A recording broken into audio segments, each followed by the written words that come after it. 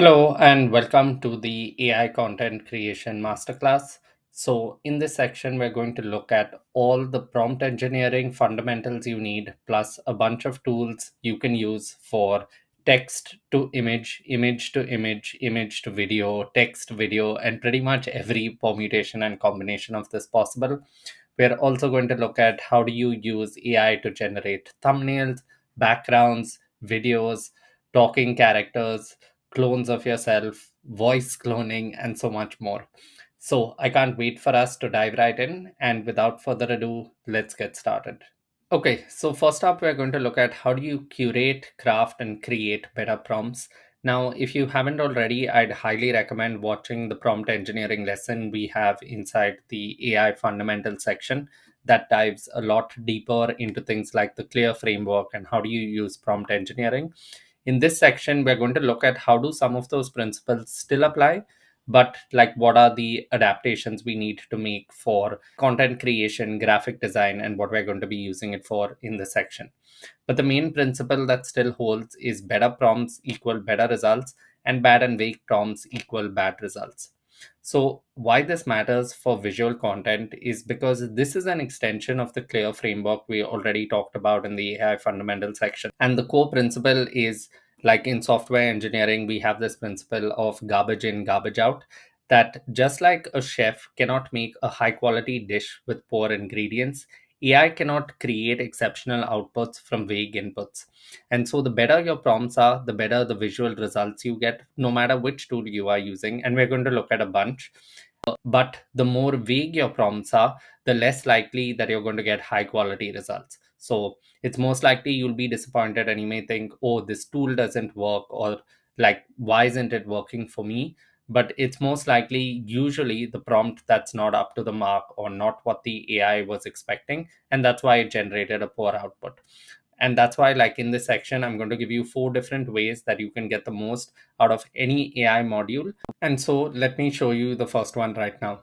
So the first one we're going to be discussing is like using custom instructions, which is an adaptation of the Clear framework. Now, while Clear works best for copywriting and text content, you can always adapt it for visual content or any AI tool you're using. So as always, we want to start with the role. So you start with expertise. Like you may say something like you are an expert graphic designer with 10 years of experience in logo design, or you're a professional brand designer specializing in social media assets. So we set the role and then we give it the context of setting the scene. Like, what's the brand or business? What is the purpose of this visual? What feeling should it convey? Like, we can get as specific or as vague as we like, but the more elements we include of the Clear framework, the more likely we're going to get a better response from the AI model we're using. So we may also specify like who is the audience for it. Is it like professional B2B audience or a children or younger audience? Accordingly, they may value different things, right? Because a professional or a B2B audience may value something that's clean, minimal, whereas children or a younger audience may value something that has bright colors, playful fonts, a casual style. And if you were dealing with, say, a luxury market, they may look for something that's elegant, premium, and refined. So, next we look at examples when the tool supports it. So, you can give like reference images, like when we talk about Nano Banana. And even this entire module, by the way, is just to give you a high level theoretical overview of like how to prompt these AI tools. We look at examples and practical applications of all these prompting frameworks and all the prompting tools you need. This is again just a very high level introduction to give you the theory behind what we're going to be doing. Okay. So, yes, you can give it examples. You may say good examples include, and say you may include key elements like color schemes, compositions, and you may also tell it to avoid specific elements. The length or format, this we will look at when we are using the tools again. You may specify dimensions or aspect ratios, number of iterations or variations that you want from each AI model. So you may want 2, 3, or 4 variations of the same logo. And a pro tip to keep in mind is that at the end of your prompt, you can always include a custom message like, if my request is too vague, please ask me for follow up questions before generating a response. And this ensures that the AI gets clarity from you rather than guessing what you want. So, That is the first way of doing this, where you have like a somewhat clear idea of what you're looking for, and that leans into the clear framework, because the clearer you are, the clearer you can give instructions using this framework to any AI model you're working with. But what if you don't know what exactly you're looking for, right? Like you don't have a vision in mind. You know you want, say, a logo or an image for your website or whatever that may be, but you don't have a clear idea of what it is you're looking for. So the next two methods we're going to be looking at are exactly for that scenario. So the first one is you can just go to Claude or ChatGPT and ask it for a detailed prompt. Like here's an example. You can just say something like, can you generate a detailed AI prompt to create a high quality, and you can specify what asset type you're looking for, whether it's a logo or a banner image, whatever that may be, for your niche or business. And then you can proceed to tell it just about your business, who your target audience is. So even if you don't have all aspects of the clear framework, like giving it a context, explaining to the AI model about you, the use case, the business, the niche, whatever that may be, you can always give it that context, right? So you can ask it for a detailed prompt, and here are a few examples. So it may be something as simple like, can you generate a detailed AI prompt to create a high quality logo for a sustainable fashion brand, or to create a high quality LinkedIn banner for a marketing consultant. And so the AI understand what makes effective prompts for visual content, and it will include technical details that you might have forgotten, like color theory, composition, rules, style, keywords, etc. So, and once you have this detailed prompt, you can either directly use it or you can make specific tweaks to it. And again, I'm going to show you this in action anyway. This is just like a high level example or a template that you can use if you're ever stuck. So the third method we're going to look at is conversational AI prompting. So this is again, like say you're not sure what you're looking for, you can always just have a conversation with whichever LLM or AI model you're working with. And so this iterative approach works excellently for graphic design when you're not entirely sure what you want. So you may start broad, like begin with general questions to establish principles, like what are some important factors to consider when crafting a logo, banner, thumbnail, whatever it is you're looking for? And then you may continue the conversation based on the AI's guidance. And so you may say something like, can you generate, say we are doing a logo, can you generate a logo using those principles for my business or niche, and which shows like target audience that are trying to achieve like a desired action or outcome. And you can always, like, actually a better practice is to always enhance iteratively. So you only want to tweak one thing at a time. So even when you get a response from the AI, you may say, like, I only want to change the color scheme, or I only want to change, say, a symbol being used, whatever that is. Because if you give AI too much to change at once, it usually does a poorer job than if you try and isolate one variable at a time. So, like I was mentioning, color scheme, element, whatever that may be. And so, one kind of mindset to have when working with any AI model or prompting is that of a scientist who tries to isolate one variable at a time and iteratively improve on it. So, similarly, like when you are working with these AI models, you can always enhance iteratively. You can keep refining it and always ask, like, the AI model itself or any LLM, if I had to improve this even further, what suggestions would you make? Or what one suggestion would you make? And then you can always ask it, like, can you make it more engaging? Can you add more contrast? Can you adjust the color scheme to be more warm, cool, vibrant, playful? That really is completely up to you and what you're looking for. And why this works is you're having a dialogue rather than trying to nail everything in one shot, right? Like so often we make the mistake of treating these LLMs just like most computer programs. And this is another very big mental shift to have, is rather than treating them like computer programs that are designed to do one very specific thing and always behave predictably, like software, for example, when I say computer programs, AIs and LLMs are quite different. The more conversational you are with them, the more you treat them like a human, the more you have like exactly these conversations with constant feedback and iteration, the same way you would talk to a graphic designer if they were a real person, like instead of this AI model, is the same way you should be using it when you're working with any of the AI tools we're about to talk about. So you start with one thing, you listen for feedback, you make iterations, you make improvements till you finally get what you're looking for. Okay, and lastly, we're going to look at reverse engineering. This is where you get the AI or LLM to learn from existing designs that you admire. And so you may upload an image or a visual of something you like, and you may say something like, can you analyze this and generate a detailed AI prompt that would create something similar? And what that may involve is even a prompt like, can you tell me what about this headline, logo, design makes it engaging, and generate a new prompt to create something equally captivating. And then you may build on that prompt. You may tell it, oh, mine is for this audience. And they may value something that's more minimal, or they may value something that's more playful. I think these color schemes would work great. You can always ask the AI what color schemes you think it will look great. Now, you don't have to agree with whatever the AI tells you, they may just give you your suggestions. But this is where you can always have your creative input as well. And at the end of the day, you have freedom to choose whatever you want. So now that we've covered the concepts theoretically at a high level, the next step is to modify and iterate once you understand the principles behind effective designs. So if you have done any graphic design course, or you have any experience with graphic design, or you have a friend who's in graphic design, you can always ask them, like, what are the thoughts that go through your brain when you're coming up with a new logo?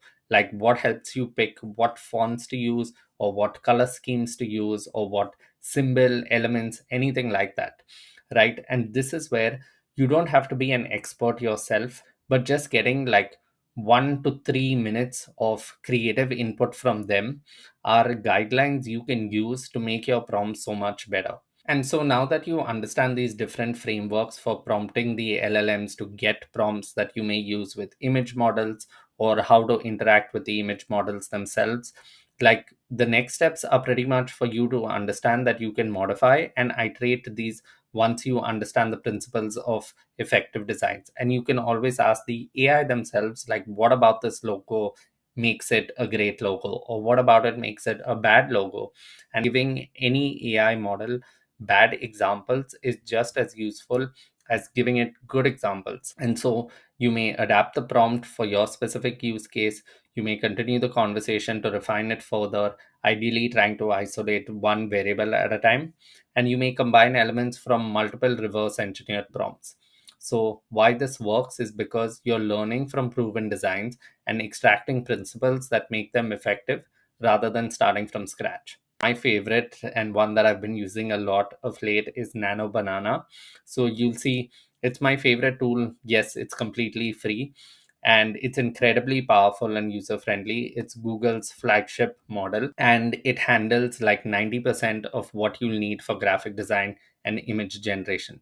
We'll cover it in depth in the next couple of modules. But for now, this was just like a high level understanding for you to know different prompting frameworks that you can use with LLMs and the AI tools itself that we're going to look at in the next few sections. And don't worry, we'll cover Nano Banana in depth, showing you exactly how to apply these 4 prompting methods to create professional quality visual content.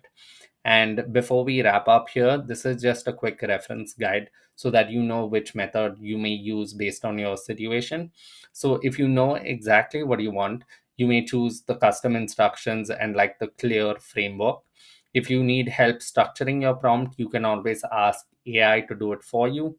If you're exploring and refining ideas, conversational prompting might work better. And if you found inspiration and you just want to replicate it for your niche, your business, your use case, then reverse engineering might be the best way to go.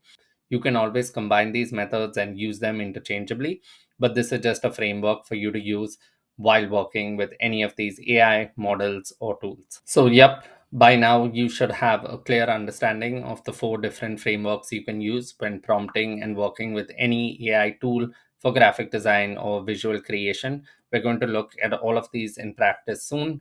That's it for this one, and I'll see you in the next one. In this short video, we're going to look at one website that you can use, which has all the models you will ever need for image creation, video generation, whether that's text to image, image to image, text to video, image to video, and so on. And the name of the website is fal.ai. There's going to be a link in this video, like at the bottom. You can just go over to fal.ai. So I will just log in with my Google account. And once you're in here, you will see that you have access to all of these models. So if you come up to the explore page, you will see there are models based on different categories. It has all the latest models. So if I search, you can see they have 3D to 3D, audio to audio, audio to video. It's pretty limitless. We're going to look at a few examples throughout this module. But rather than paying like individual subscription fees for different AI tools, you get all of them here. And the best part is it doesn't even have a monthly subscription fee. You just add credits. So if you come up here, you can click to add credits. It will take you to your billing page and you can just add credits. It's pretty straightforward. You can add a payment method, add credits. And now when we look at a few examples, it will even show you right before generating, whether it's an image or a video, how many credits it's going to consume. And it is pretty much dirt cheap, like a lot of them. And even if they are not dirt cheap, like there are some models that are more expensive than others to use. But like overall, you're definitely going to save a lot of money rather than getting individual subscriptions with like whichever AI tool you were trying to use. So yeah, it's basically like this marketplace of all the AI models you need for content creation. And like, yeah, whether you want to use text to image, text to video, image to video for graphic or logo design, I'm going to show you which tools or models to use specifically for each of these use cases. Don't worry. But the best part is, yeah, you don't pay a subscription, you only pay for credits you use. And some images you can generate for like 1 cent or yeah, so basically you get like for $1 you can get like 100 images, which is insane. You can explore it by category like we looked at here. If I come back to the explore page and I click on search, yeah, you can explore it by category if you just wanted to see like what are the image to image models. So you can see they have Flux Pro, they have like all these models in here. You can choose whichever ones. We're going to look at a few examples throughout. You can search by category basically. If we look at a quick demo, let me come up here and say we wanted to use, I don't know, mini max. Let's try this. We will try giving it this prompt. So they already have one here built in, but I mean, you can obviously replace that. You can give it additional settings like what is the aspect ratio you want to use. If you want it in a 1:1, or if you are using say YouTube thumbnails, you may want it 16:9. You can also say the number of images you want. So just for this exercise, let's choose 3. And here you can see your request will cost $0.01 or 1 cent per image, which is insane. So I'm just going to leave the rest of the settings as is. Hit run. So here we can see that it's perfectly got the beach. Looking at the sunset, like, is not perfectly captured. Like maybe we wanted a shot from behind, so we may specify that in the next prompt. But basically, this gives you a high level understanding of how you can use these models. I basically wanted to just show you how you can use a prompt. This model expects a reference image, so it indicates that it's a required parameter. Here it says URL of the subject reference image to use for consistent character appearance. So some models, these are required. Each model has different parameters. So yeah, the main thing I was trying to show you here is you can use a prompt, you can use a more detailed prompt, you can give it a reference image, you can specify the aspect ratio, you can choose how many number of images you want, and it will also show you how much each image costs, so which is 1 cent or $0.01, which is, yeah, ridiculous to get this kind of output. So we look at different models throughout this module. This was just one example. We will also use ideogram later. Ideogram works better for like graphic design, website visuals and stuff like that. Whenever you need text also for logos and stuff like that, it tends to work really well. But you can always experiment with different models, and that's the beauty of using Fal AI, in my opinion, is that yeah, if you wanted to check, say we were doing text to image, you can try any of these different models, whichever. Flux Pro is also a fantastic model. Yeah, there are literally way too many to choose from, and that's the problem with figuring out which AI models to use. So then as we go through this module, like I'm going to show you which are the best ones for product photography, graphics and website, Google's flagship AI model, how you can use this for thumbnail generation if you're using it for YouTube. And these are the main use cases. If you'd like me to cover any other scenarios or any other models and see what they look like in action, you can always just send me a DM inside Skool, and I'd be more than happy to do so.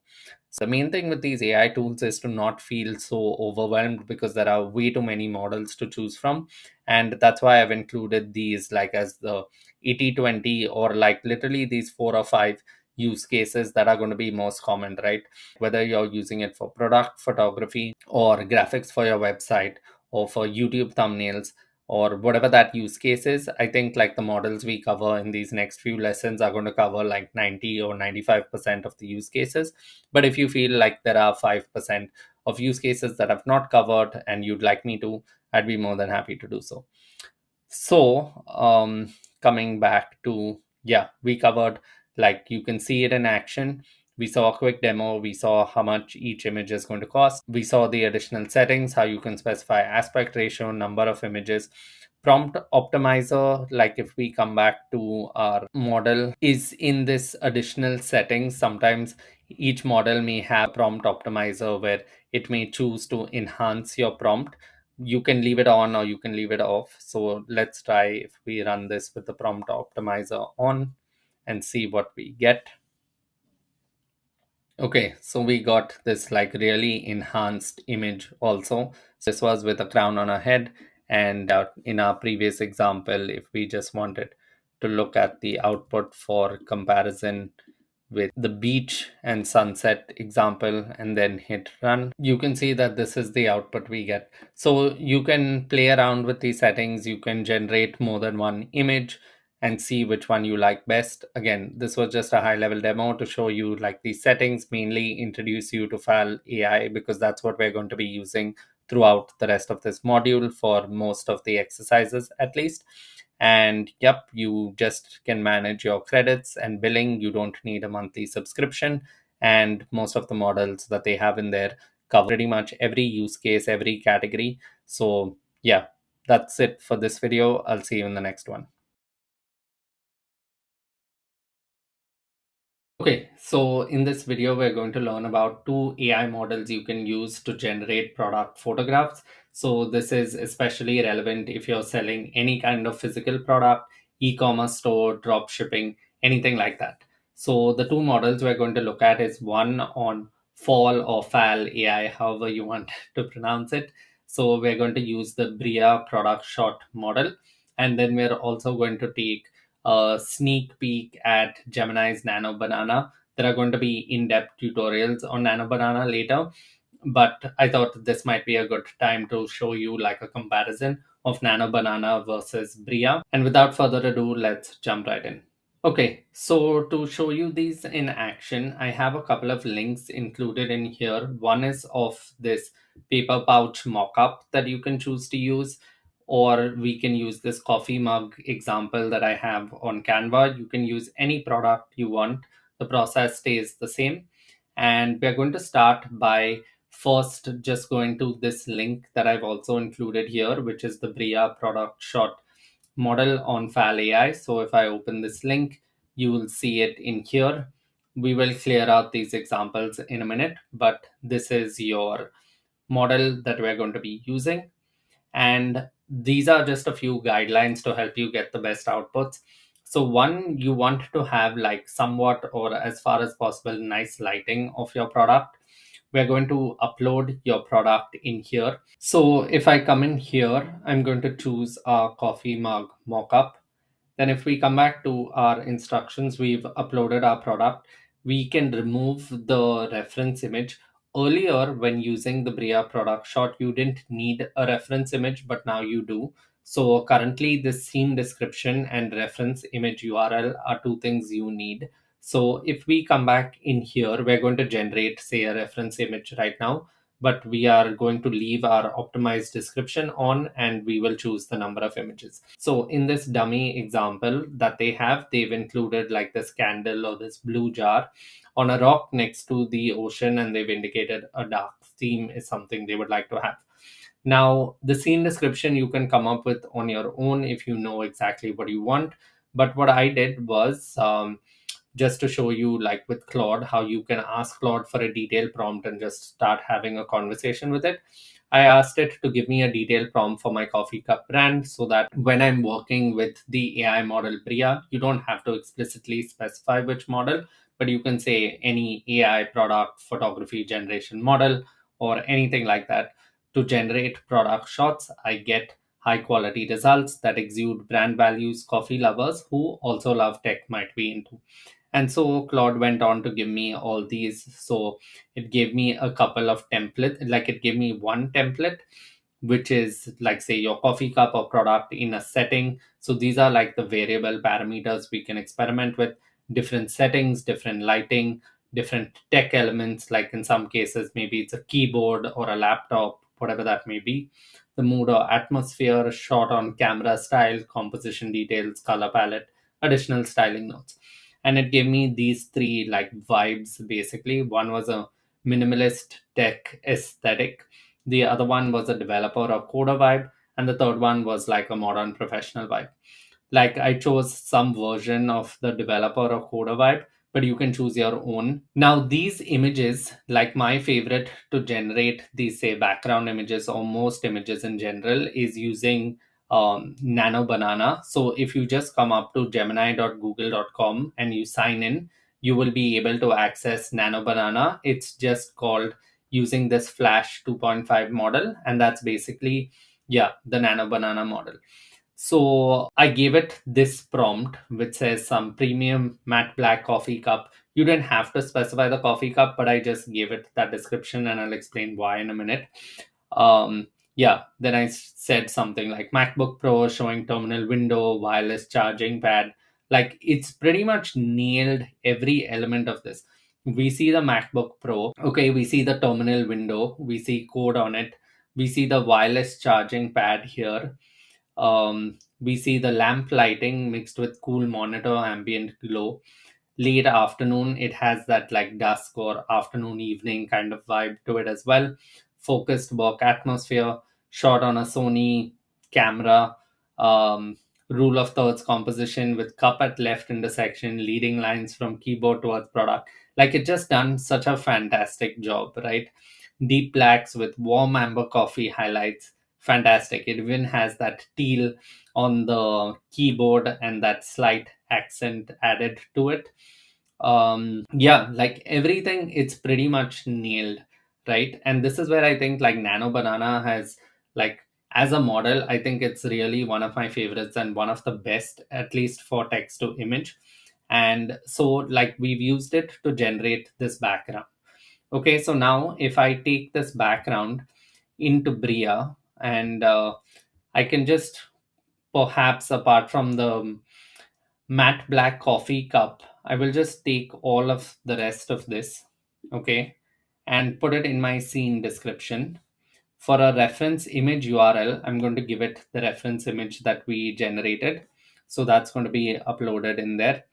We leave optimized description on. Let's say we want two variations or two images. Leave the rest of the settings the same.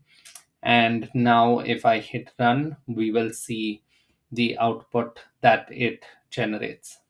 So this is the output that it generated. It's not bad, but it's not great. It's like failed to place the coffee cup quite perfectly on the desk.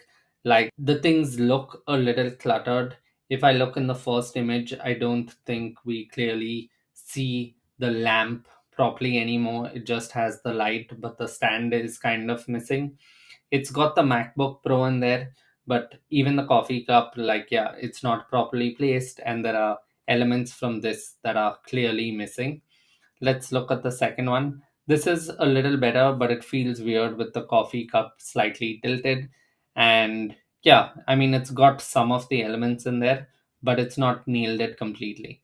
And this is where like you want to experiment with different backgrounds, different settings, different scene descriptions, and maybe different product mockups as well. But like Bria is a good model, don't get me wrong, but like it's not great. Maybe I'm just a little biased. But now if we come over to Gemini, right? Firstly, when we use the same prompt, like this image is like literally perfect. It has nailed every element we gave it. It looks so professional and stunning that like wow, right? And it has this black coffee mug at the moment. But what we can do is if I come in here and I upload this file, and then I just say, can you replace the black coffee mug in the previous image with this coffee mug, and hit enter. Can you see what a fantastic job it's done of replacing the black coffee mug with this? It's copied the image perfectly across. It's got the steam on point. It's got the positioning of the cup on the table perfectly, like that tilt that we saw in the Bria model while placing it on a table is not there. It's not included any random shadows. Even the shadow of this cup is perfect here. And like this is what I'm saying. I mean, and maybe you can understand the bias now that I have for Nano Banana. But like this is a fantastic product shot, and it took all of like 1 minute, not even a minute to generate, right? All we did was get this prompt from Claude. All we did was find the product mockup on Canva, and with like literally a one line prompt, it didn't even have to be a super detailed prompt, the follow up prompt.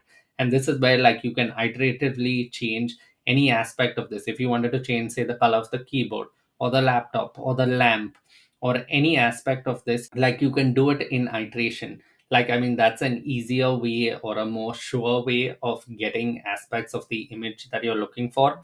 Although, like, as you clearly saw, what a great job Nano Banana does, because even though we gave it so many elements to get right here, it pretty much nailed all of them. So it really is fantastic.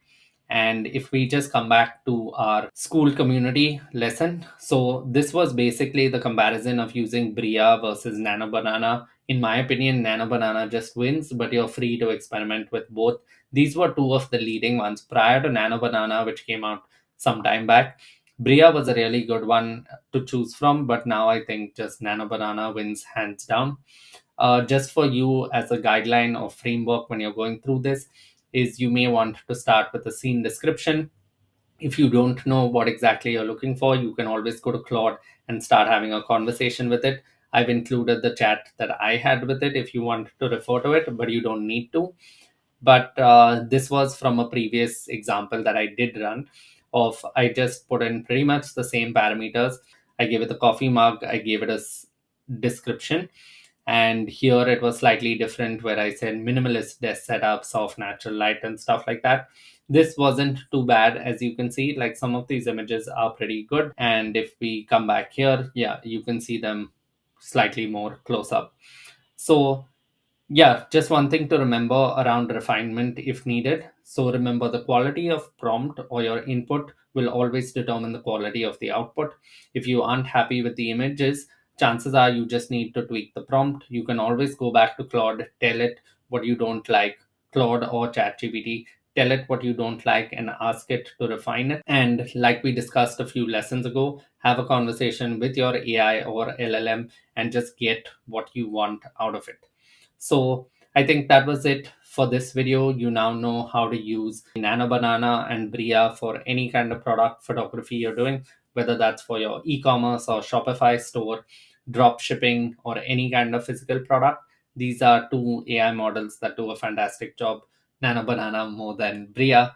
But yeah, you can experiment with them. Let me know how you go. And if there's anything about this that you found confusing, unclear, or there's a use case you'd like me to cover, send me a DM. I'm more than happy to do so. But that's it for this one. I'll see you in the next one. Okay, so in this video, I'm going to show you what AI models or tools you can use for logos, graphic, and website imagery.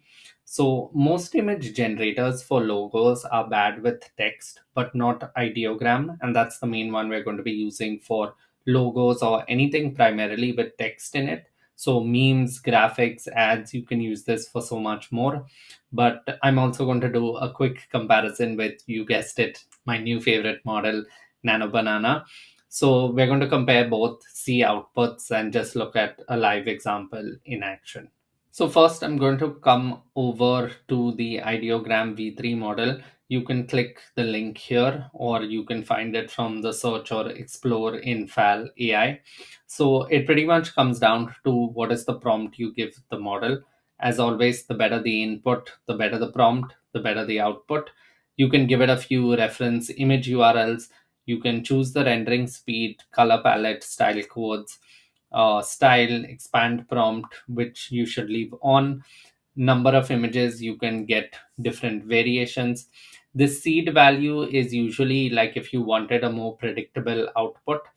And but for now we're just going to leave it as random, especially for creative exercises where you usually want different options and different alternatives to choose from.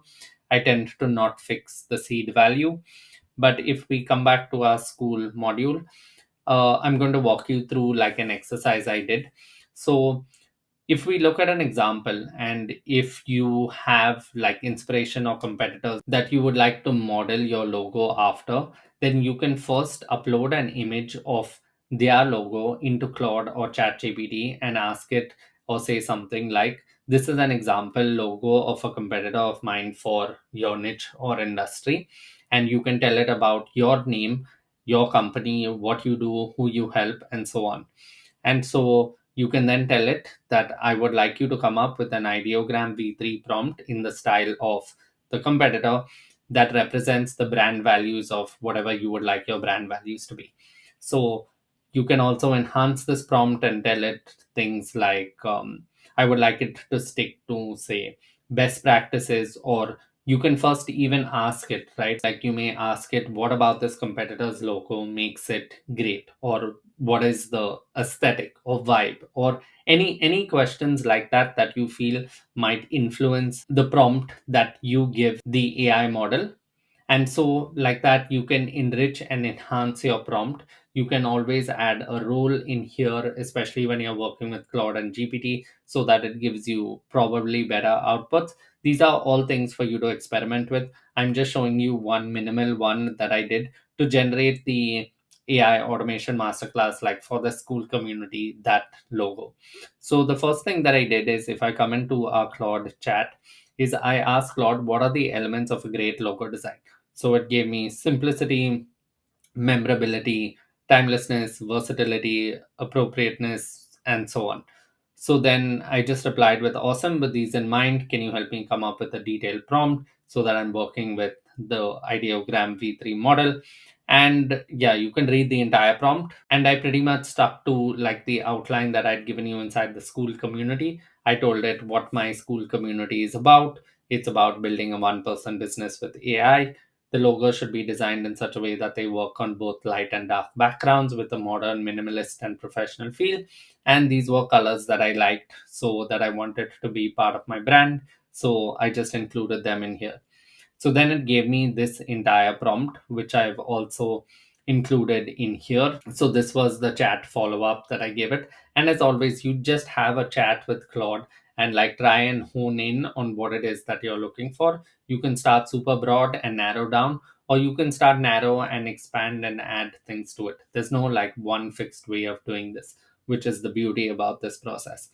So once we got our model or our prompt from Claude, what I did with this is then I just took this and gave it to FAL AI in ideogram. So the additional settings you can try between the rendering speed, as we saw. So if we come in here, the rendering speed you can set to balanced quality and like check out both outputs that you get. So you can experiment, because I think the only thing that changed is the pricing. So if we choose quality, it specifies here anyway. It's 0.03 or 3 cents with turbo, 6 cents with balance, and 9 cents with quality. Like you can experiment with which one you would like to use. Number of images, I usually tend to choose 2 or 3. You can get even up to 4. I don't know if there's a limit. Maybe the limit is okay. So there's a limit of 8. Um, yeah, you don't want to have too many to choose from and be overwhelmed, but that's completely up to you. You may choose the style, which is auto, general, realistic, or design. So here, yeah, these are the 4 style settings you have to choose from. You can just experiment and see which one feels more like you. And it even has an aspect ratio setting. Yeah, you can specify what size you want this for. So once we did that and I clicked generate or run, this was the first version output that it gave me. And even if we just come into Fal AI, you can see in my history in here, we had quite a few iterations that we got. So this was one option, which are still not bad. Like, and one thing that you can notice is in all the cases, one thing ideogram does really well is that it nails the text. Like previous models would struggle a lot with text, but ideogram, especially for logo generation and anything on your website or graphics that include text, I think it does a really good job of. So this was the first version output, but like I wasn't too happy with these. So like the key with all these models and prompts is always to just iterate. So narrow in on sections you like, tweak or change sections that you don't. So then I specified instead of this section where the logo features a clean geometric symbol containing abstract representation of AI, neural network nodes, and so on, can you give me something that indicates strength, authority, winning, and champions, kind of like Nike, Gymshark, etc.? Because I like athletic and sporty brands and stuff like that. So I would have liked to incorporate this into my brand or logo. So then what it did is it refined the prompt. Again, like all of this was just with Collod. So I gave it the same message. It gave me a new prompt. And if I come back in here, then with the new prompt, I got our second version of results. So if you see, I got these results out of it, and I really liked this one. So this is the one I ended up using, which is the current logo of our Skool community. Who knows? Maybe by the time you're watching this, I've changed it. But yeah, I liked this. I think it was good enough when we were starting out. So pretty great response. So the version 2 output was something like this, the same one I was showing you in our history in here. But coming back to, like, yeah, you can always experiment with this. You can always tweak the number of images. You can always tweak the style. You can tweak the quality, and you can tweak the prompt. Like, these are some of the key variables. And like, it really does a fantastic job of giving you like great outputs, especially for logos. Another prompt you might want to experiment with is just for fun. You may tell Claude or GPT, can you give me one other prompt that is completely your own, disregard my inputs, like my previous inputs, and just give me a prompt that you think would work best for my Skool community. But you can specify things that you definitely don't want it to have. So I don't want it to look too technical and should have some creativity or aspect of championship in it. So then this was the prompt that it gave me, and this was the output that produced. These weren't bad, but they weren't great either. And so I just chose to stick with this AI automation masterclass one that I had got from our previous iteration. And as promised, just to show you a comparison of, like, say, doing a similar process or giving a similar prompt to Gemini and Nano Banana. So this was the first prompt that I gave it, which was the same initial prompt that I had given Ideogram, and it produced these outputs. So I wasn't too happy with this. I didn't like the gears, the brain, the arrows, any of it. And then like I kind of specified that in the follow-up prompt of what I was looking at, the same way that we did for ideogram in fall AI, fal AI.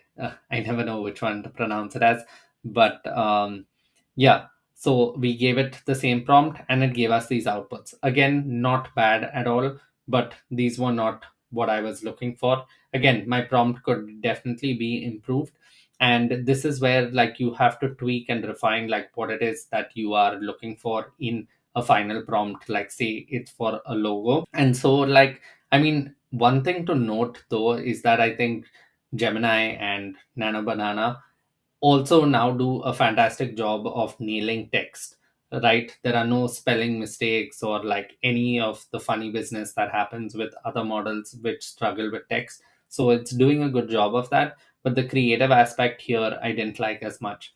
So I think in this case, especially for logo generation, I lean more towards using ideogram.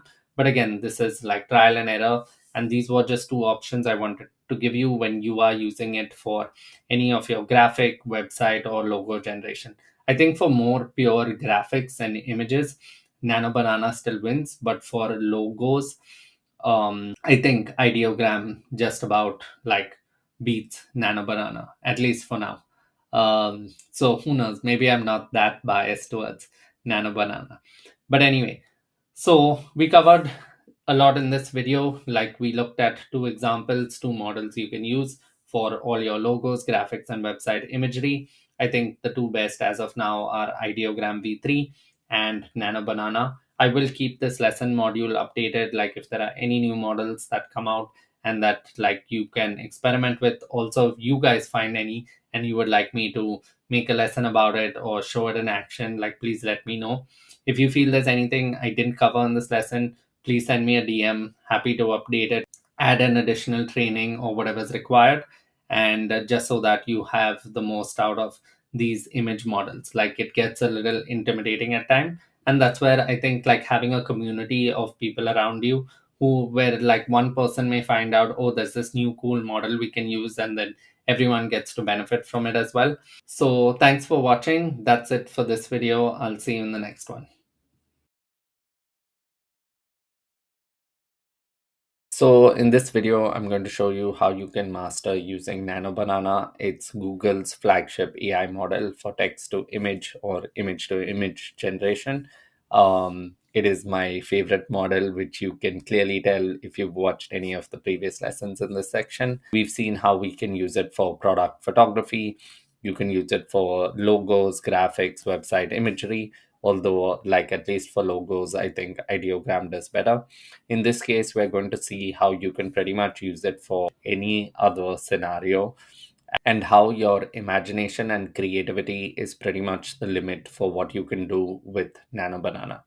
And so, without further ado, let's jump right in. Okay, so yep, as I mentioned, you can use it to create images from text prompts, which we'll see in a second, and you can use it to generate images based on reference images, which we will also look at in the YouTube AI thumbnail generation process. But for now, why is this useful is because it's extremely good at taking the vision from your brain and turning it into an actual image. And so, even when we get into AI video generation, it all starts with having a good quality image, and you can definitely use Nano Banana for that. So what Nano Banana really excels at is placing you as the subject in any kind of environment. You can use it to assemble objects or create scenes. You can combine different elements, different angles, and so on. And we're going to look at a few examples rather than me just talking about it. So there are a few ways to access Nano Banana. So one is you can just go to gemini.google.com/app. If I come in here, we look at a few examples, but basically you just come up here, you create a new chat, and just make sure you're using the 2.5 flash model, and you're pretty much good to go. So yeah, it pretty much looks like ChatGPT, but this is Google's version of it. You can use it for a number of use cases, which we're going to start looking at right now. So first up, we're going to look at how do you use it to change, say, outfit colors. So say here, I'm wearing this black kind of long sleeve outfit. And if we just wanted to change it to burgundy or some sort of maroon, we can just do that using a simple prompt. Here's the example. So I uploaded this image. I just said, can you change the color of this outfit from black to burgundy? And it did it perfectly. It hasn't changed my face, it hasn't changed the pose, it hasn't changed the watch, anything like that. So, pretty fantastic, and it only takes a couple of seconds. So, most other AI tools recreate the image, they change the background, they tend to hallucinate, they'll change the environment. But Nano Banana does a really good job of locking all the other variables in and then changing only the one that you ask it to change. And so a few other ways you can also access Nano Banana are through Google AI Studio. If I come in here, you can just go to aistudio.google.com. You can see they have try nano banana. That's one way of doing it. Another way is on our favorite FAL or fall AI, however you like to pronounce it. You can just search for the nano banana. So this is the edit model. If you were using an image and you wanted to edit it, and this is the nano banana text to image. So if you wanted to give it a text prompt and then have it generate an image. So those are a couple of other ways you can access Nano Banana, but I think the Gemini way of doing it is perfectly fine and it's free, so it's the easiest to get started. Plus, it has the ChatGPT kind of interface, and that interface is something that you're likely already used to. So I just feel personally it's a lot easier to work with. Okay, so then to look at another example. So in this one, like you can see, there's this black car in the background. So if we come back into our Gemini chat, so all I wanted to do was remove the car from the background, give it that prompt, did a perfect job. You can also use it to add elements to it. So in this case, I asked it to add a hot dog stand. It felt like it's a little too close and it seemed a little artificial, but you can always refine that and by changing the prompt a little bit. So I said, like in this case, can you replace the hot dog stand with a woman taking her dog for a walk, but somewhere in the distance? And so it perfectly added this kind of blurred effect, which makes this seem a lot more realistic than some of the other use cases. Then another example is you can always take a black and white image and just say, can you colorize this image, right? So this one, if we look a little closely, it's black and white. And I asked it to add color to this. And then we have this perfectly good looking dog with all the appropriate colors. We can use it to open people's eyes in photos. So you just add a simple prompt, just say, can you open the subject's eyes? Does a fantastic job. Here's another example. The the lady's eyes in this third place are completely closed, and then we can just ask it to open her eyes, and there it does a fantastic job as well. This is another example. You can use it to change backgrounds. So here you can see how I've asked it to change it to a beautiful sunrise. Does a perfect job. Here I've asked it to change it to a sunset using this image, and yeah, it does a perfect job again. So this was another example where I just gave it this picture of me. I gave it this relatively long prompt to generate some sort of YouTuber studio setup, and it did a pretty good job. Like some of the text in this image wasn't perfect, but like it still does a very good job of the aesthetic, the vibe, the layout, and this whole YouTuber vibe. Um, but yeah, like this is about like refining your process iteratively. I gave it too much to do in the original prompt and it had too much of text in it, so you want to try and stay away from that. But like still, I think it's still a fantastic tool to use for like 95% of your use cases. This was another example where I wanted it to change the style of this image to something that was hand drawn by a 5-year old as, say, a childish cartoon. And like it did a pretty fantastic job. Just look at that. Yeah, I mean, it hasn't nailed it completely, but it's got the cartoon vibe. So similar to this, if I wanted this to be in some sort of animated movie, here the prompt didn't work, but let me try that again. Yeah, so I've said keep the man exactly the same in the image, but change everything else in the image like it was hand drawn by a 5-year old cartoon. So you can see that it's like very well isolated me as the subject and changed everything else in the image, right? This is another example. You can use it for like redesigning your room, like whenever you have an idea and you're not sure what it will look like. So you can give it more specific prompts, but like this is an example of me saying, can you take this room, for example, okay, and can you just redesign it with a modern look and aesthetic? And then just like that, we got this. And like that's just fantastic that you can go in seconds from like one idea to another. So here, like if I took the image we just got and I circled these two sections And then I gave it this prompt of, can you replace the red circled area with a plant and the blue circled area with a photo frame? Can you see how beautifully it's done that, right? So you can select sections on your images as well, tell it what you want, and like it does a pretty fantastic job of getting that right as well. Next up, like another example, you can use it to replace outfits as we discussed earlier, like not just change colors, but also completely like use it for trying on different outfits. So here I wanted to see what I would look like with this Manchester United jersey. I can just say, can you replace the t-shirt of the guy in image 1 with this Manchester United jersey in image 2? Is sometimes you may need to upload yourself or the subject first, and sometimes you may have to do it second, because I've noticed sometimes for whatever reason, uh, Nano Banana struggles with that. And say if you were to put the Manchester United T-shirt first and you second, it might not work. Like so, that's just something to keep in mind if it ever doesn't. Yeah, so this is how you can use it to try on different products, different outfits. And like, yeah, if you are running like a clothing brand or an e-commerce store and you wanted to experiment with different outfits, you can easily do that using Nano Banana. So I then took that a step further and said, can you please generate a full length image with the subject wearing long white trousers and white sneakers? So it did that as well. And yeah, pretty much like as you get a hang of this by now, you can pretty much do anything in terms of image generation with this tool. Like my suggestion to you is just try and do it iteratively, like try and change one thing in the image at a time, like whether you're changing the style or the background or adding an element or removing an element.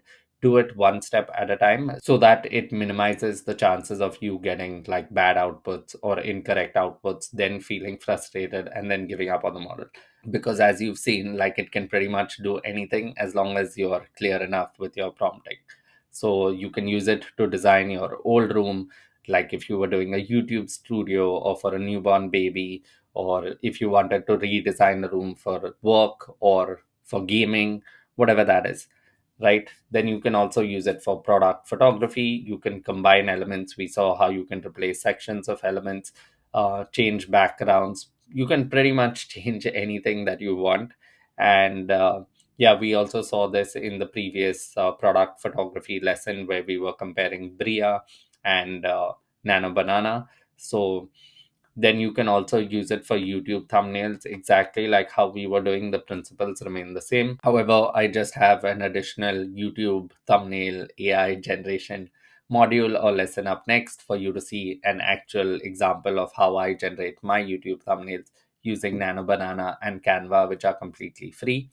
And then when we get started with video generation, you'll also see how we start with an image, and that image can be generated using Nano Banana. And yeah, you can edit specific sections of images by just drawing sketches, circling or highlighting areas, and telling Nano Banana, can you change this or can you replace this with, say, a pot, a plant, pretty much anything, right? We can go on forever, but you're only limited by your creativity and imagination. I've tried to cover as many use cases or scenarios here as possible just to show you what is actually possible when you use Nano Banana the right way, adding prompts iteratively. And yeah, if you have any questions, if you feel I didn't cover any scenarios or anything's confusing, please, as always, you can send me a DM, let me know.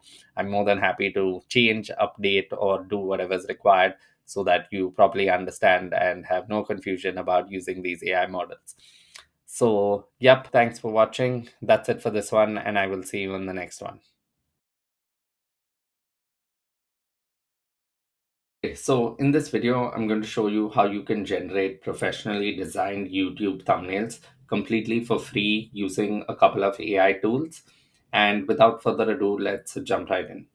So first, like one good idea whenever you're creating YouTube thumbnails is to find outliers on reference or competitor channels. Now, a couple of tools you can use are ViewStats, which is a software by Mr. Beast, and or you can use vidIQ. I'm just using ViewStats in this case. So if you just come up to viewstats.com, create an account, you can add the Chrome extension here. You can see that I have it set up. And what that will do is when you go to YouTube, it will show you this kind of multiplier score next to each YouTube video that yeah, you've searched for, right? Like in this case, I've just searched for the topic how to self-host N8N. And so it shows you like a multiplier score, which is the views relative to, say, the number of subscribers this person has, or how it's performing compared to all the other videos on this channel. So once we have a good baseline of what like an outlier is, that's usually an indication of this video possibly doing well. Now, most videos on YouTube tend to do well when the title, thumbnail, or hook are exponentially better, or something about them just work. So now in this case, like we can see there are different, like this has an 8-point X score. A lot of these have 1.9, 1.5, 1.2. This one doesn't have a score, 0.06. So like, and the one that I came across, like this one had a 26x multiplier, right? So this is the thumbnail that I felt I would like to replicate for my business. So you can grab any thumbnail by just going to this website, youtube-thumbnaildownloader.com. So then if we come back in here, if I just click copy link address, then I paste it in here, and then I can download this. Okay, so once we have this image downloaded, now obviously I want to replace this character with me, and maybe I even want to change the text on this. So next up, if we just come back in here, we're going to use Nano Banana to do this. As you guessed by now, as you've been going through most of these exercises, Nano Banana is my favorite tool, and maybe I have a bias for it, but I really think it does a fantastic job, especially for YouTube thumbnail creation. And you don't have to spend money anymore on expensive graphic designers or anything like that. And most importantly, you can do them pretty much instantly. So let me show you that in action now. So this is the chat I was using with Nano Banana. If you haven't used Nano Banana, you can just come up to gemini.google.com. You can sign in. It's completely free to use. You just need to make sure that the model you're using is the 2.5 flash model, and that's it. You're good to go. So now what I did was, is when you want to replace, say, yourself or any kind of subject in a reference image, what you want to do is first upload the picture of you. So I've uploaded this picture of me. Okay. And then we upload the thumbnail that we just downloaded. Okay. So now once we have those two images, all you need to do is give it a simple prompt. Like, let me just zoom in a bit more.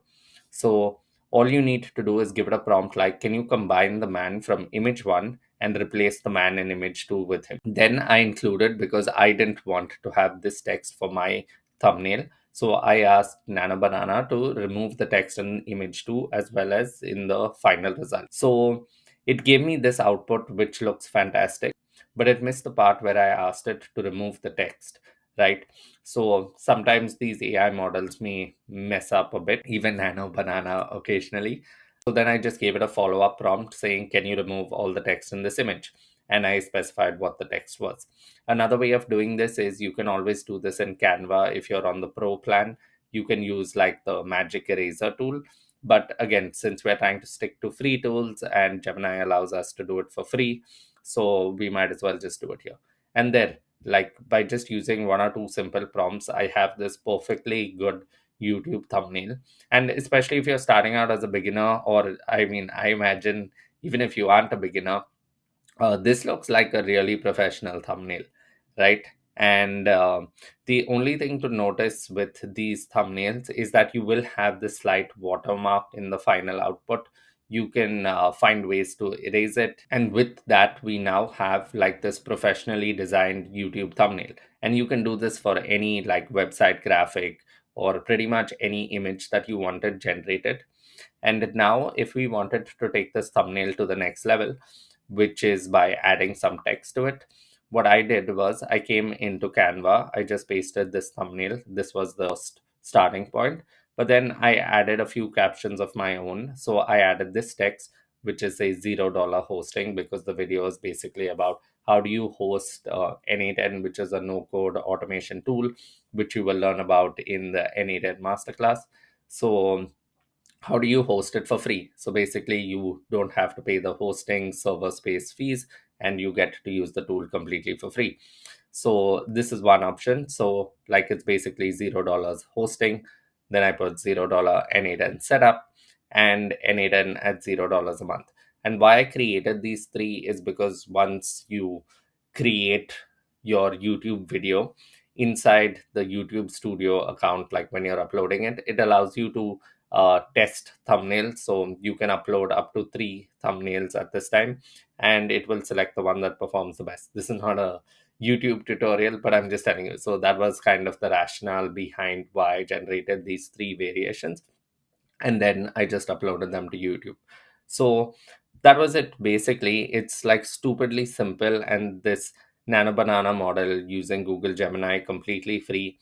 View stats, they have a pro plan, but for what we are using it for in this case, just to see statistics like this multiplier score, you can use that completely for free. So you don't need to get a paid plan. And then you can just add any text or modifications using Canva. If you have Canva Pro, you can use the magic eraser tool to like remove any sections you don't want, add any sections that you do want, just simple text. And yeah, that was pretty much it. I've included screenshots or images of the thumbnails that I generated. And yep, that's it for this one. I'll see you in the next one. Okay, so in this video, we're going to learn about how do we clone our voice using AI. We're going to look at two main softwares or tools you can use. The first one is Minimax, which is a free option, and the second one is 11 Labs, which is supposed to be like the leading service provider, but it's a paid option. So I'm going to show you how to use both, and then you can see which one works better for your use case. And without further ado, let's jump right in. Okay, so first up, if I come up to the Minimax website, so you can log in and sign in for free. It's just minimax.io. And then once you log in, it's going to come up to this slash audio page. They have a bunch of voices for you to choose from. You can experiment with whatever you'd like. They even have some music in here. That's a new feature to use in your projects. But the main thing that we're going to be looking at here is the voice clone feature. So if I come into voice clone, it's really very easy to do. You can drop a file in. They say using a voice as little as a 10-second clip, or you can record an audio clip which is between, they say, 10 to 60 seconds long. So I'm going to do this right now. I'm just going to record a 60-second clip of me and then come back in and show you the results. Okay, so I just hit record. I recorded a 1 minute clip. We can choose to remove background noise, text preview. This is English, and click I confirm, and then you can click generate. And once you're done generating, it will create a voice clone of you, and then you can use that to generate any text that you would like it to generate. So I'm going to do that next, and then I'm going to show you what are the results. Okay, so once we are done generating our voice clone, it will show up in our voice library. So if I come in here and click preview. Hello and welcome to the AI Automation Masterclass. Inside this community, you'll not only learn the basics of AI like prompt engineering and large language models like ChatGPT and Claude, but you'll also learn everything you need to start making an income online with AI. So that was completely AI generated, right? Which I think is pretty cool. And I think it's done a pretty good job of getting my voice cloned to sound kind of like me. If you wanted to use this to generate a clip, you can just come in here, click use, and you can generate, say, any clip in here. Say we just wanted it to do that. So if I type this in and hit generate, welcome to the AI Automation Masterclass. So that was how easy it is to set up a voice clone of yourself using Minimax. And next up, we're going to look at 11 Labs as an alternative. So first up, if I come over to the 11 Labs website, 11labs.io/pricing, you can see that they have these bunch of plans to choose from. Now, the free plan allows you to do like text to speech, but it does not allow you to clone your voice. The starter plan, which is $5 a month, allows instant voice cloning. So I think that's basically with 1 to 2 minutes of recording, you can clone your voice. It might be a little more, But yeah, like basically it's a lot faster. And the creator plan has professional voice cloning, which allows you to clone your voice with up to 2 hours, I think, of footage, so that it generates like a higher quality output. They say you get the first month 50% off. So it's up to you. Like, I'm going to show you the outputs of both. Why I chose to sign up to the creator plan, because I wanted to see the difference between the professional voice cloning and the instant voice cloning. Yeah, by the end of this, you will see the Minimax audio we generated versus the instant voice cloning of 11 Labs versus the professional voice cloning of 11 Labs. So once you've chosen your plan, free starter or creator, we're going to log in, and then now I'm going to show you the inside of 11 Labs. So if I come in here inside our home, this is kind of the interface you're going to see. So it just shows you a bunch of voices to choose from. 11 Labs has a pretty large variety of voice models to generate, like, yeah, this text to speech. But the first thing we are going to look at is how do we create voice clones, right? So if I come up to voices, now it's going to show me my voices. But if I wanted to create one, we have this option to create or clone a voice. So if I click this, there's this instant voice clone which says you can clone your voice with only 10 seconds of audio, and it takes about 2 minutes. So similar to how Minimax work, you just have to upload your audio, give it some voice information, and then finish up. It's really pretty straightforward. So I'm going to do that now and then show you what the outputs of this look like.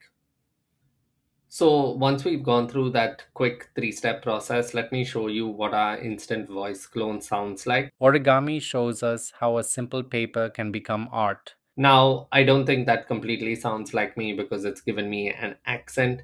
So yeah, I mean, like, this was the instant clone feature. Like, I don't think it allows you to choose any kind of accent or stuff like that. And it basically did its best at cloning my voice, but I think it doesn't sound like me. So, yeah, like if I had to compare the Minimax instant clone to the 11 Labs instant clone, I really lean more towards the Minimax audio.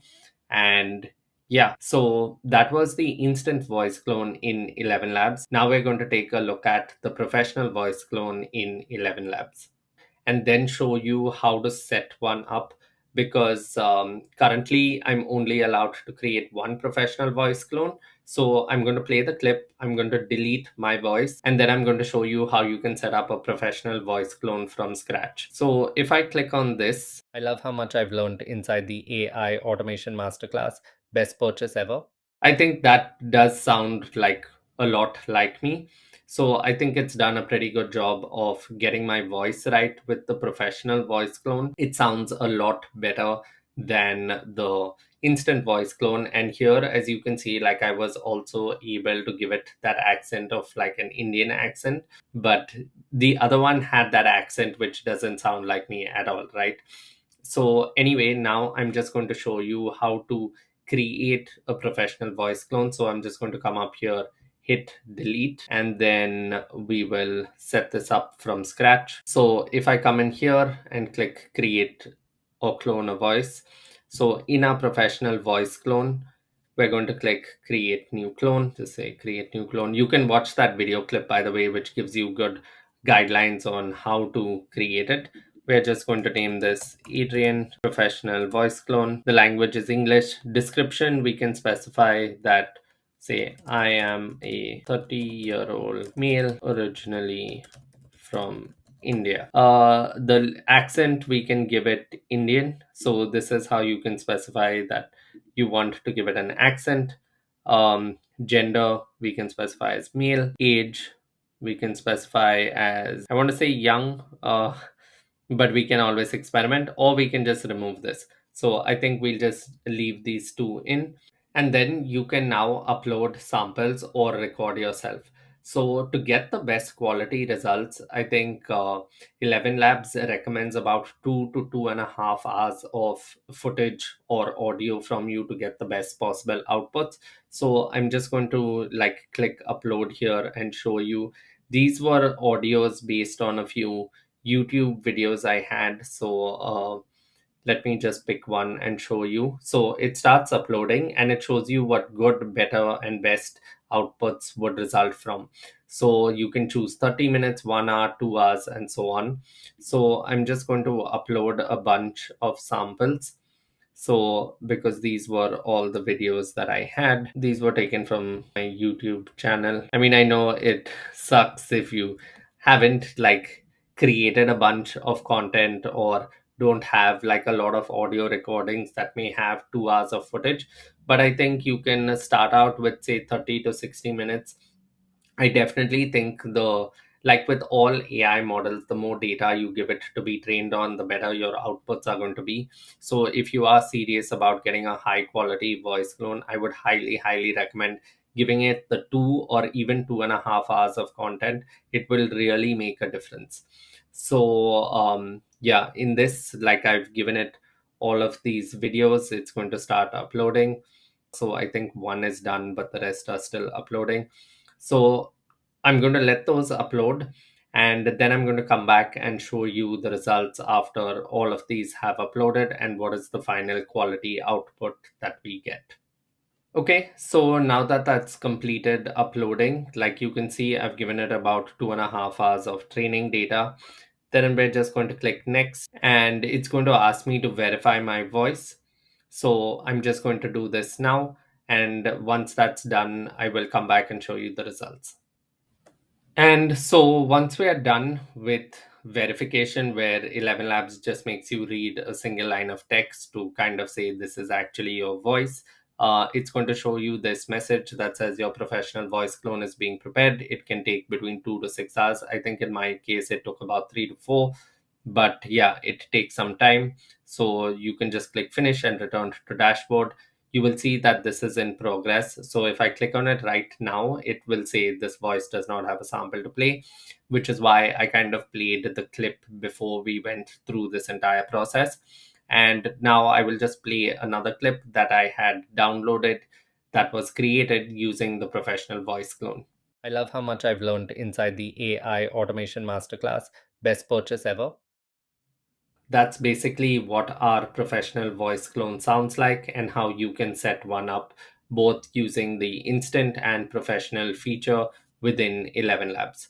So yeah, that was a holistic comparison of using Minimax and 11 Labs to clone your voice using AI. Feel free to play around with them to see where you get the best outputs. As always, if you have any questions, please feel free to DM me, or if anything was unclear, I'm more than happy to make updates to these lessons or change any resources wherever required. That's it for this one, and I will see you in the next one.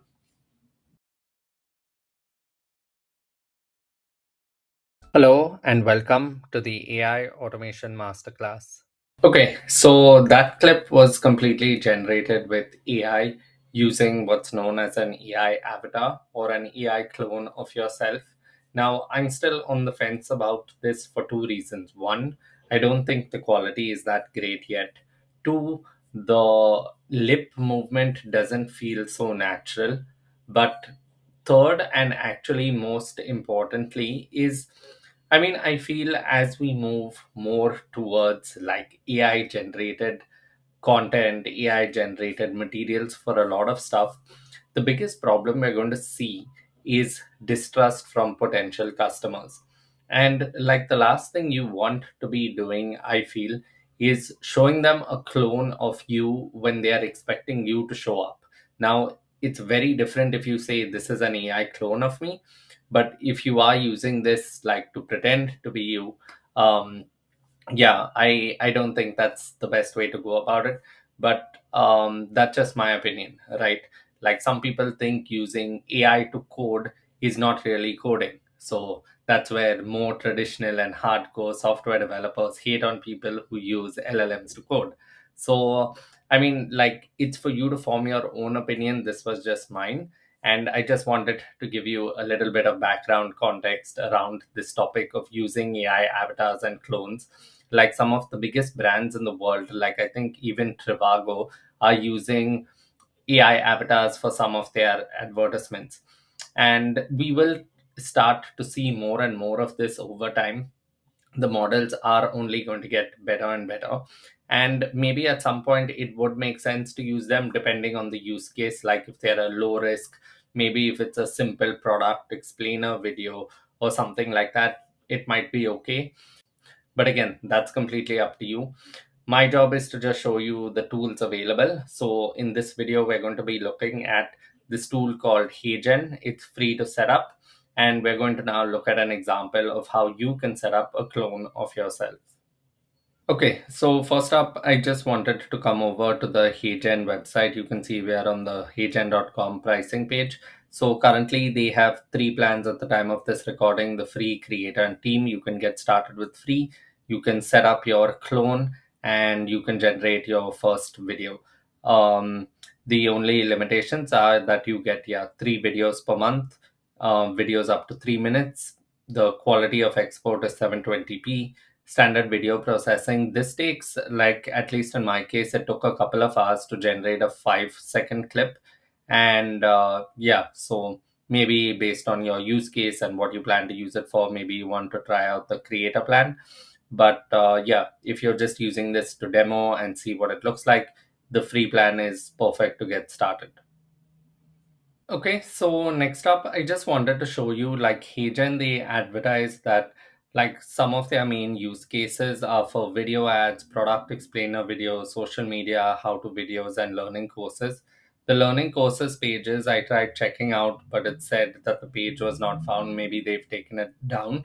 But then I also came to the how-to tab and, like, how to create basically how-to videos. Here, like, I just wanted to play this clip briefly.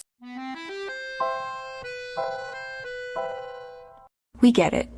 Creating how-to videos takes hours of filming, screen recording, and editing, time you could spend on other content and strategies. With HeyGen, you can create professional tutorials in minutes. Let me show you how. First, let's start with your script. Already have a script ready? Perfect. Just paste it here or upload your audio file. Starting from scratch? Our AI script generator makes it easy. Whether you're helping new users get started, breaking down a complex process, or sharing your expertise, just describe your topic and target audience, and it'll create a clear, well-structured script for you in seconds. Next, choose your presenter. Now, who's going to deliver your message? Our avatar library offers professional avatars, lifestyle avatars, and hundreds of new UGC avatars.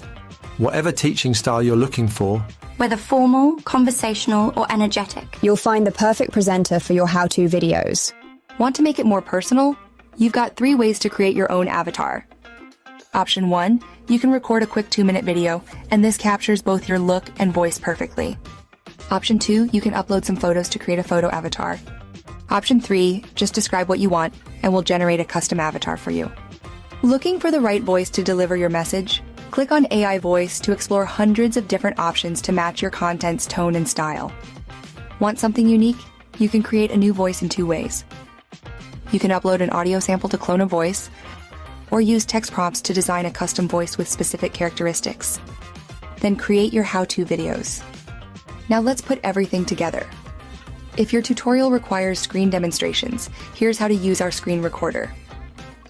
Head to the Chrome Web Store, search for HeyGen Screen Recorder, and click Add to Chrome.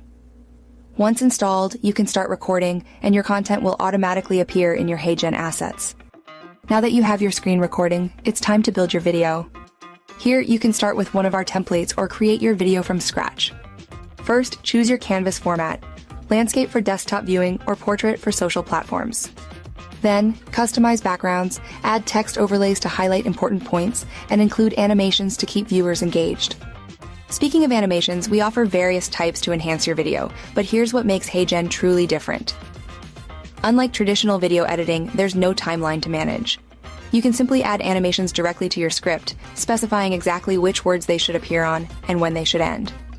This means you can focus on your content while the animations automatically sync with your voiceover, making the whole process incredibly intuitive. Once you're happy with your video, it's time to share it. Start by generating captions to make your content more inclusive and accessible. You can then download your video with or without captions or share it instantly via a direct link for seamless distribution.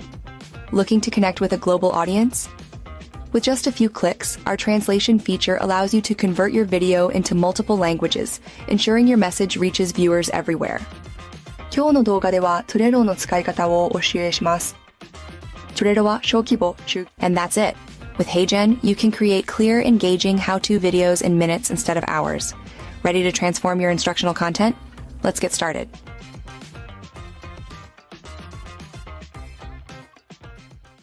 If you look at some of those clips, some of them do feel natural, but some of them don't.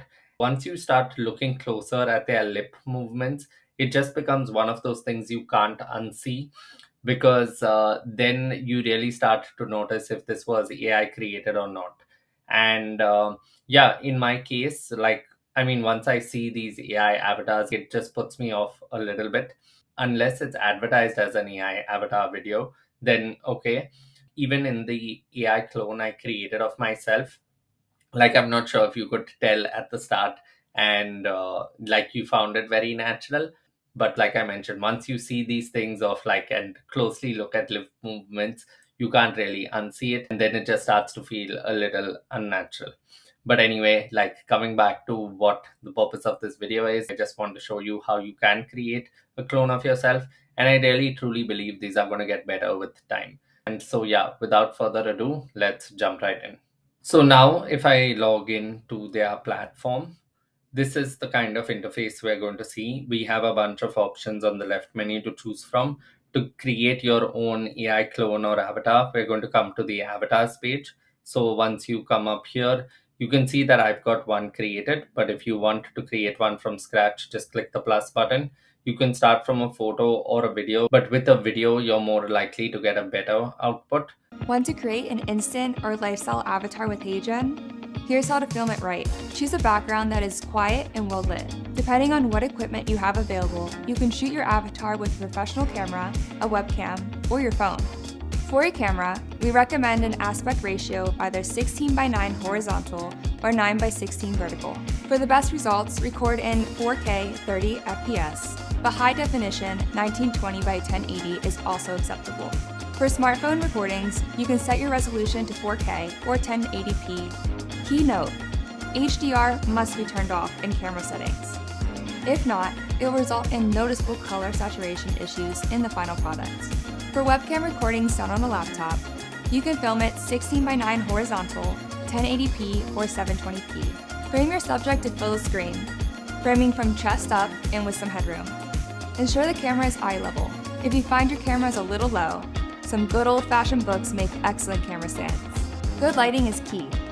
Use soft, even light and avoid harsh shadows. You want to face any windows or natural light if you can. These are examples of bad lighting. And this is how you want to face light. This is an example of a professional lighting setup that can be utilized for a lifestyle avatar. We recommend a minimum of 2 minutes for the best results. Feel free to just talk about your day with natural to 1 to 2 second pauses between every other sentence for natural transitions. Here's an example. Hi! This weekend it was beautiful outside. It was about 80 degrees, so I went to the beach and I picnicked. I went to the farmer's market, I grabbed some strawberries and blueberries, and I had a great time. I keep my presence calm, confident, and natural. Every word is clear and intentional, making sure my expressions carry the emotion. I stay centered, knowing this is coming together perfectly. This is such a cool experience. I can't wait to see how my avatar turns out. Everything is on point, and I know this will look amazing. Let's make the most of it and enjoy the journey ahead. Smooth, steady, and focused. Don't stress if it's not perfect the first time. Just try again. Now it's your turn. Follow these steps, hit record, and bring your avatar to life.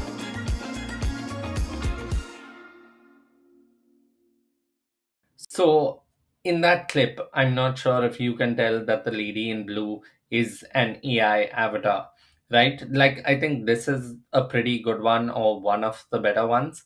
I still don't think it's perfect, and it only takes a split second for customers or potential viewers to realize, is this AI generated or not? And if you haven't put that disclaimer out that this is an AI avatar, I'm not sure how, say, your target audience may receive it. But anyway, that's the point I've been stressing a lot throughout this video. use it at your own discretion. Yeah, it's pretty simple actually, and Hejan do a great job of explaining it.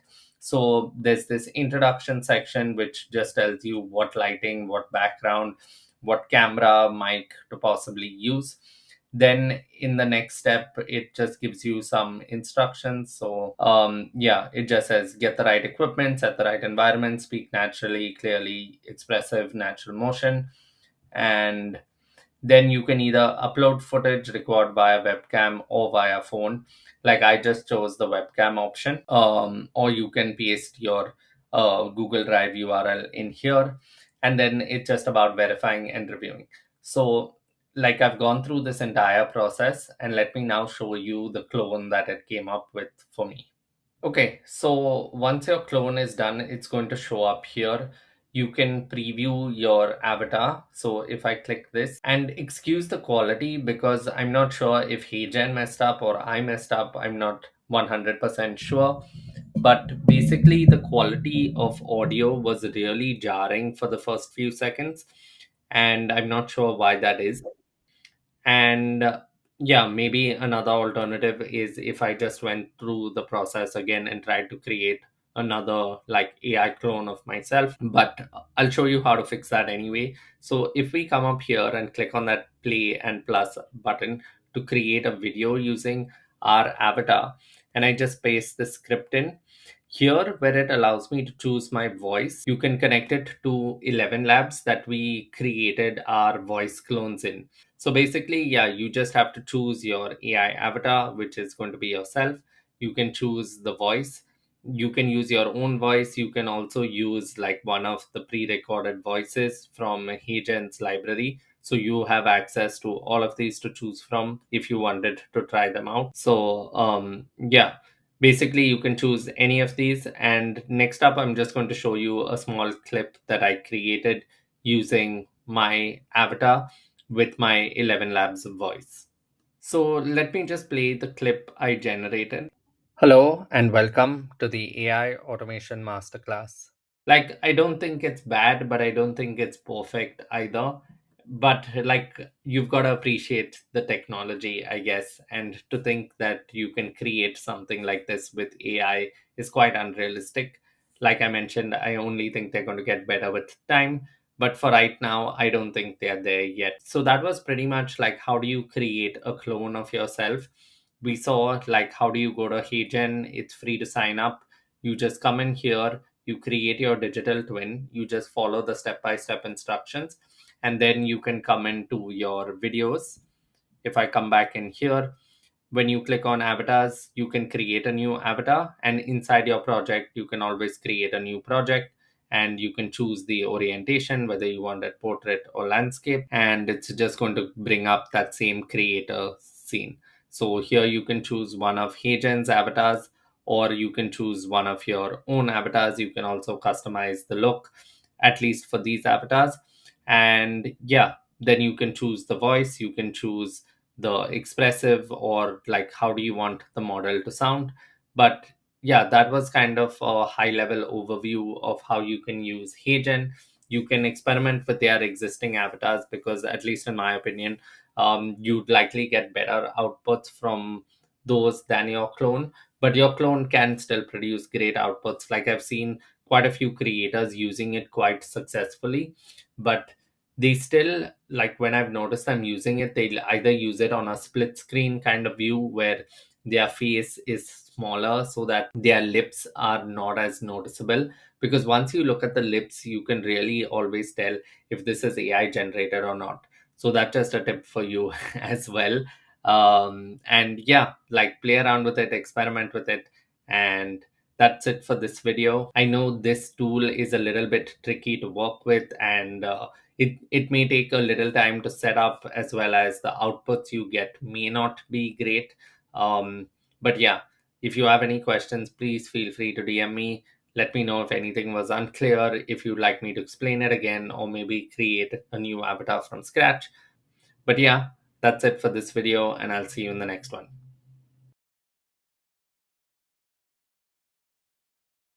Okay, so in this video, we're going to learn about how do we go from images to videos using an AI tool called Kling, and specifically the latest version of the model at the time of this recording is Kling 2.1.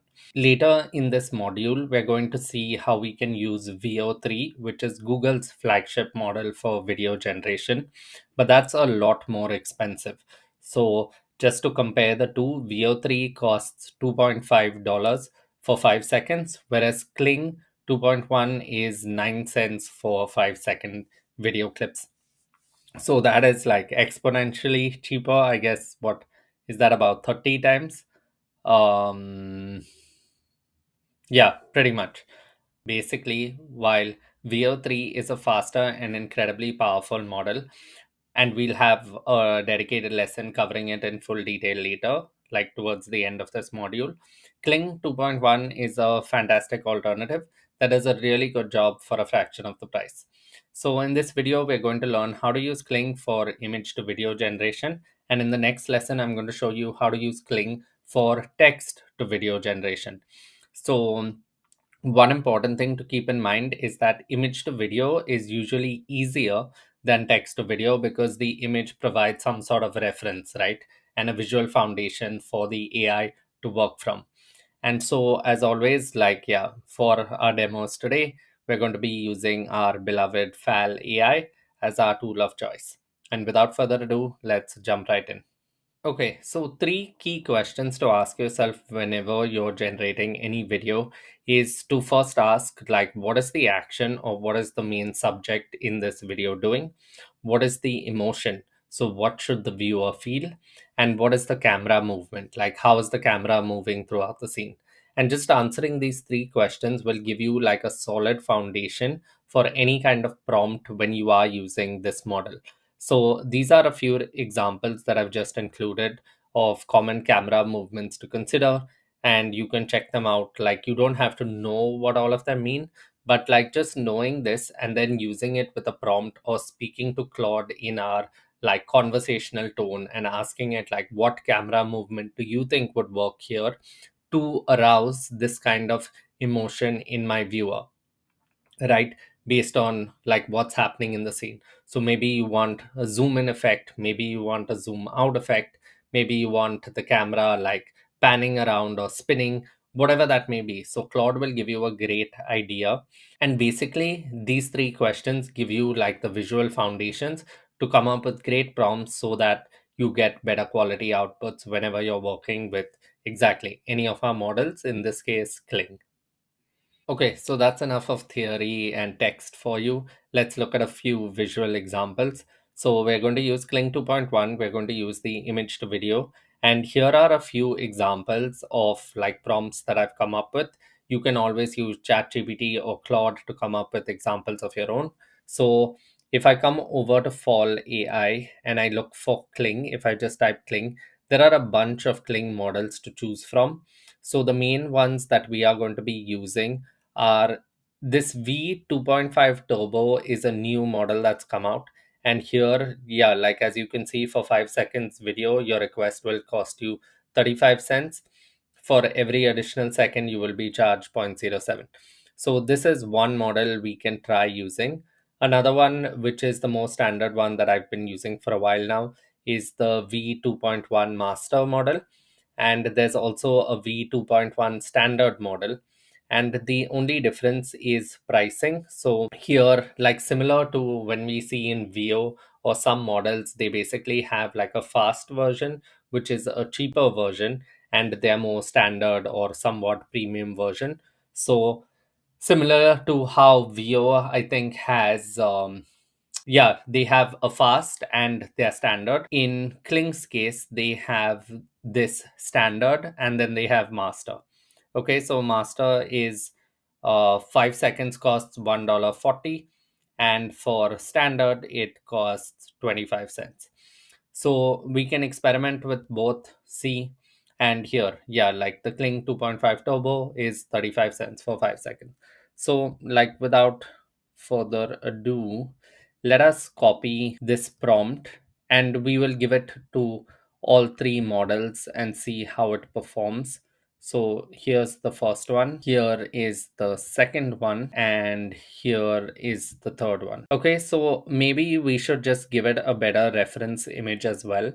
And so for that, I'm going to copy the first line of this prompt, which is about a skateboarder, and I'm going to head over to my other most beloved tool of Nano Banana and generate an image for this and come back and upload it. Okay, so here you can see I gave Gemini or Nano Banana the prompt, which is the first line, like it just is the skateboarder part. Like if we come back to our prompt, the first one was about the skateboarder, then we had about the camera, and then we had about the emotion. So because I just wanted the reference image of the skateboarder, that's what I gave Nano Banana here. Fantastic image, like just look at the quality of that, like wow. And it's nailed every aspect of it, right? It's nailed that it's a skateboarder launching off a concrete ramp. It's nailed the skateboarder, the ramp, the sunset, the body twisting midair. It's nailed that it's a silhouette. The board is spinning midair, um, and sharp across the orange pink sky. It may not have added the, yeah, I mean, that is orange pink, right? Kind of like absolutely perfect. But yeah. Okay, so now that we have our reference image, I'm just going to come back into Fall AI and give it the reference image to choose from. So I'm going to upload the skater image in here, and I'm going to click run, and we're also going to compare. So that was the 2.5 turbo model here of Kling. Now we are also going to compare the outputs with the 2.1 master. So upload that, hit run, and then with the 2.1 standard, hit that, hit run.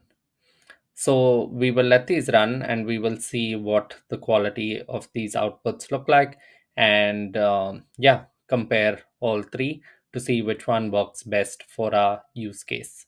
Okay, so now that the outputs are ready, let's take a look. So this was the standard image to video model, so which was about 25 cents for a 5-second clip. And if we play this, I think it's done a great job. The skateboarder lands on the skateboard. Does the clip show him landing on the ground? Well, not completely landing on the ground or any part of it, but like still from a if you're using this for b-roll or any kind of clip point of view, I think it's done a fantastic job. Like he perfectly is on the skateboard, flipping through the air, lands on it, and I think this is like pretty great. And the only reason I say pretty great is because when you compare it to the next two, you'll see why.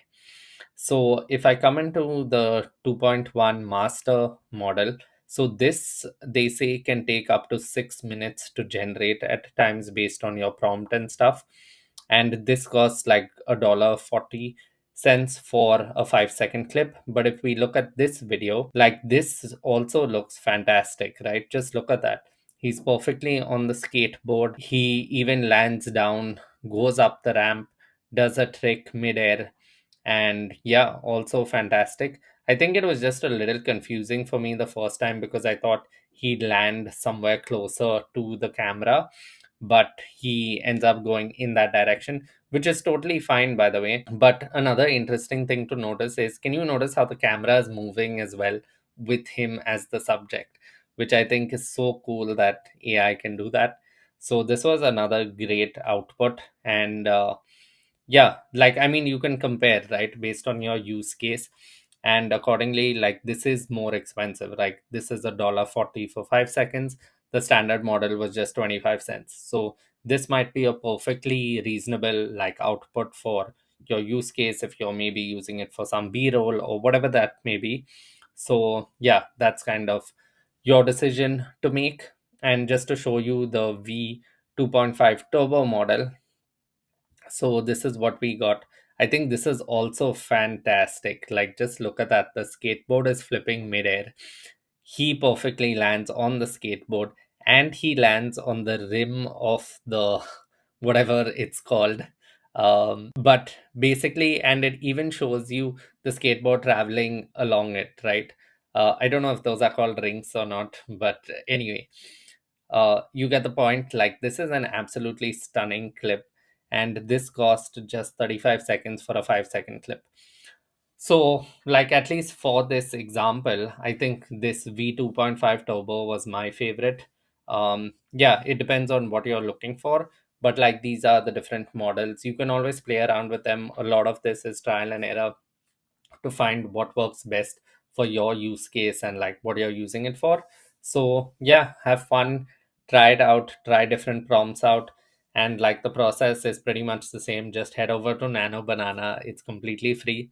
Get your reference image, come in here, paste it, use a prompt, get a prompt from Claude or ChatGPT if possible, and paste that in, run the model, see the outputs, and then you can always tweak and iterate it to get even higher quality outputs. So this skateboarder was the first example we looked at. I've attached another example here if you want to just try doing it yourself, or you can perfectly just like go to Claude, use your own example, and give it a shot. So yeah, the process is the same. Just generate a reference image using Nano Banana, paste the prompt, try and hit all three of our questions of what is the action, what is the subject doing, what is the emotion, what should the viewer feel, and what is the camera movement, like how is the camera moving through the scene. So yeah, this was the second example. Now we're going to look at Pixverse, which is like great for animation and cartoon style videos. So without further ado, let's jump right in to FAL AI and let me show you how Pixverse works. Okay, so similar to all our other examples, we're first going to generate the reference image of this cartoon fox.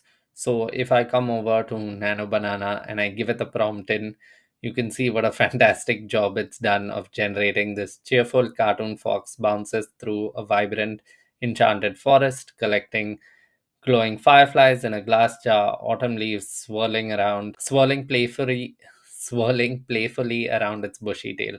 Like, simply wow. I mean, it never ceases to amaze me what a great job Nano Banana seems to do. But anyway, now that we have our reference image, we will come over into Pixverse. We will upload our reference image. So if I come in here, choose our reference image and copy our prompt. So if we take this full prompt and just paste that in here, we're going to leave the additional settings the same, hit run, and we're just going to let it do its thing. And we will come back in and check the video output once that's ready. Okay, so now you can see our video output is ready. As per our instruction, we had the camera bobs gently with the fox's movement using a playful handheld style that follows from behind and slightly to the side. So I think it's missed the follows from behind and slightly to the side, but the feels whimsical, magical, and bursting with personality and charm. I think it's definitely nailed that. I love the video output on the whole. A big part of that comes from the reference image we provide, and Nano Banana did a great job.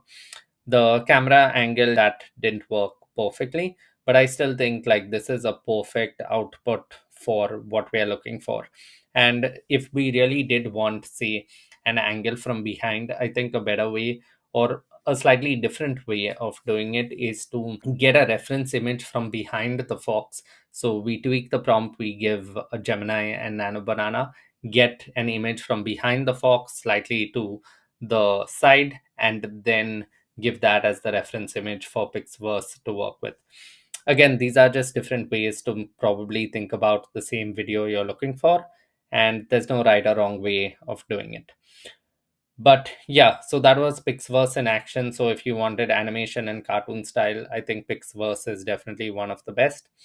Then when it comes to generating B-roll footage, here I've included a couple of examples. You can pretty much follow the same process. Just generate an image, use Gemini, take Gemini's output, paste it into the model that you want to use, add the prompt, and just let it rip. We've covered like B-roll examples, Pixverse, how do we use that, and other examples to begin with. So yeah, you can do pretty much all of this using Kling 2.1. I think it's a great budget alternative, And yes, we also saw Pixverse, which is pretty cheap. I think it's about 35 cents. What do they say? For 5 seconds, it will cost 15 cents for 360p and 20 cents for 720p. So yeah, I think that's great pricing. You can always play around and experiment with it. And yep, that was pretty much it. Okay, and one last thing I wanted to show you here is whether you use this for B-roll or even like you can use this with yourself, right? So let me show you an example, because so this is a picture that I had that I think was taken on my birthday. Here I just have this picture with this piece of cake in front of me, and now I would like to use Kling to make it seem like I'm actually eating the cake, right? I didn't even think this was possible, so I thought, why not give it a shot? So I took that image. I didn't know what prompt to use with Kling. So I first came over to Claude and then I gave it this prompt of saying, what AI prompt can I use here to take this image and make the subject eat the cake using a spoon if I wanted to do this using Kling AI? And also mentioned I'd like to address the three questions of action, emotion, and camera movement. And I gave it this guideline, the same, including an example, the same as we have inside our Skool community outline, right? I just copied from this example one and all of this text, and I gave that into Claude. And so then Claude gave me this output, and I literally just copied this entire prompt, came over to Kling, just uploaded my reference image, including that prompt, and just look at this output it gave me. Like, that is absolutely stunning to think that it did. The cake piece looks a little big, but that's like just an absolutely stunning output. That was just one more thing that I wanted to show you that you can do. So you don't have to use this with imaginary and fictional characters. You can totally use it even with yourself, which is a little scary, but I trust that you will use this for good. If you take AI image generation in Nano Banana, whether of you or any fictional character, then enhance the prompts using Claude, and then take the Claude prompts and then give that to Kling to generate B-roll or any kind of video clips. Literally, the sky is the limit. Let your imagination run wild, like I've been telling you throughout this module. The sky is the limit, and yep, that's kind of a workflow you can use to generate pretty much any video clip. So in summary, in this lesson, we learned about Kling 2.1. It's a cost-effective alternative to VO3, which we will talk about later in this module. The three key questions to answer for effective prompting to be used for video generation are: what is the action, what is the emotion, what is the camera movement? Then you learned how to craft detailed prompts for Kling 2.1 image to video. We also saw how to use Pixverse for animation and cartoon style content. And we also learned how to generate dynamic B-roll footage from still images, whether that's of us or of, like, say, a fictional character. So in the next lesson, we're going to learn about how do we use text video generation with Kling point one, where prompting becomes a little more complex, and like, because we don't have the reference image, like how does that work? But yes, as always, thank you so much for sticking till the end of this video. I hope you learned a lot. If you have any questions, please feel free to DM me. I'm more than happy to help. And that's it for this one, and I'll see you in the next one. Bye. So in the last video, we saw image to video generation using Kling 2.1. In this video, we are going to learn text to video generation using Kling.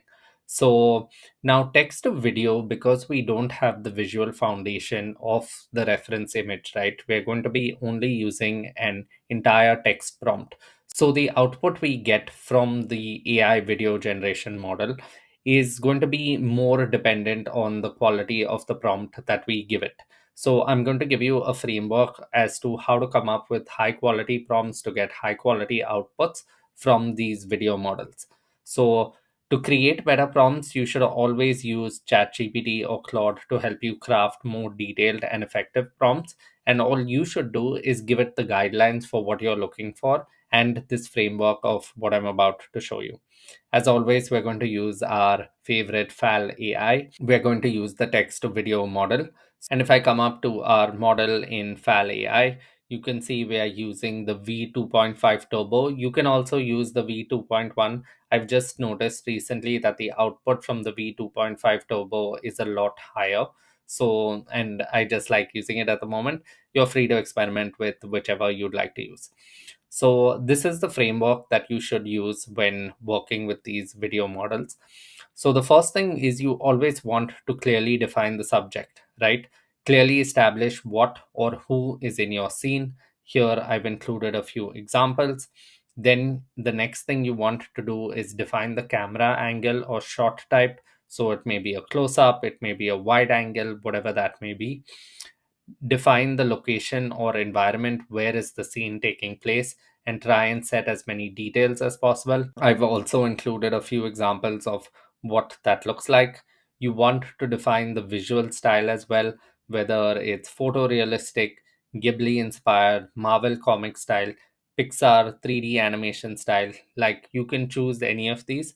Not all models are great at all these styles. Like in the last video we saw that Pixverse is like really good for like animated style videos, but Kling may not be. So you've just got to experiment with these. But basically, this, when we are talking about it from this framework point of view, it's like, because we are doing text video and because the quality of our input prompt is going to determine the quality of the output video, we should spend time getting the text prompt as detailed, I guess, or hitting as many of these points as possible, so that it compensates for whatever visual foundation we are lacking because we don't have the reference image. So a few other optional but bonus enhancements that can take your prompts to the next level is like the lighting style, the atmosphere or environmental effects, the color palette. And we're going to look at an example now. But even if this feels overwhelming, right, and you don't know what any of this means, the best part about this and the best part of AI in all of this is you can just copy this entire reference. Like, this is what I would do if I didn't know the first thing about it. I would just copy this, paste it into Claude, and say, hey, Claude, this is a text to video prompt framework that I've learned. Um, I would like to use the Kling 2.5 text to video model, and this is what I would like to create. In our example, the one that I've used in here, so I have like a street dancer in flowing silk ribbons performs a gravity defying spin on a rain slicked urban rooftop at dusk, their movements creating elegant trails of bioluminescent light that hang in the air like painted brushstrokes. Like, this is fairly detailed, and this I got completely from Claude, by the way. There's no way I'm writing this. So yeah, and like, we've tried to hit as many of those notes as possible. So I've copied all of this, okay, and I gave that prompt to Kling. And can you see the output that we got? Like, just look at this output. From one text prompt, we've got this entire video generated. Like, it just blows my mind to see how much of our prompt did the video model actually get right. So we have a street dancer, we have the flowing silk ribbons, we have the gravity defying spin, we have the rain slick urban rooftop. Like, fantastic. We have it at dusk. If we see like the skyline and that it's at dusk, then their movements creating elegant trails of bioluminescent light that hang in the air like painted brushstrokes. Like, just look at that shot, right? And then we also go on to specify the shot type, wide establishing short transition into a dynamic crane movement that rises and circles the dancer. It just blows my mind. It's pretty much nailed this prompt. Even though I don't know much about video generation and video principles and filming and all of that, and I just know of these concepts, right? To have this kind of output from one single text prompt is really like, it blows my mind. I think I've said that enough times already. And this is pretty much like everything you can create with just knowing how to prompt. And this is the value of learning prompt engineering. Like, you don't have to hire videographers, expensive graphic designers for a lot of things that you may need, right? Like, especially when you're just starting out. Obviously, as you grow, it always pays to have professional experience and expertise. But like if you wanted a small use case, maybe it's for a project at work, or even if it's for your online business and you just needed a small clip for, like, say, some part of your video, like these are absolutely great tools to use. And this costs like 35 cents for a 5-second video. If you think 5 seconds is not a lot, it actually is, because when you're using these shots for b-roll or anything like that, like clips are no more than 3 to 5 seconds for the most part. So I just think they are fantastic tools and they can really take your videos to the next level. So yeah, that is pretty much how you can take a single text prompt, add as many of those points as possible. You don't even have to do it yourself. You can always get Claude or ChatGPT to do it for you. Just come in here, use the prompt, use the model. Like right now, I really think this V2.5 Turbo from Kling is the best. But if that ever changes, I will come in here and update the lesson module. So yeah, just a quick summary. We've understood why text to video is far more prompt dependent than image to video. You should always use Claude or ChatGPT to enhance your prompting skills. Use the 4-part framework of subject, camera angle, location, visual style. Try and add the bonus enhancements of lighting, atmosphere, and color palette. And yeah, we also looked at 2 examples, like I did one, and you can always try this one on your own to see the output. So yeah, you can practice these elements systematically and you'll see dramatic improvements in your text to video generation results the better your prompts are and the more of these notes that you hit. So I hope you learned a lot in this one. I think this is another really cool tool. As always, if you have any questions, please feel free to DM me. I'm more than happy to help. And thank you so much for staying till the end and watching this video. That's it for this one. I'll see you in the next one.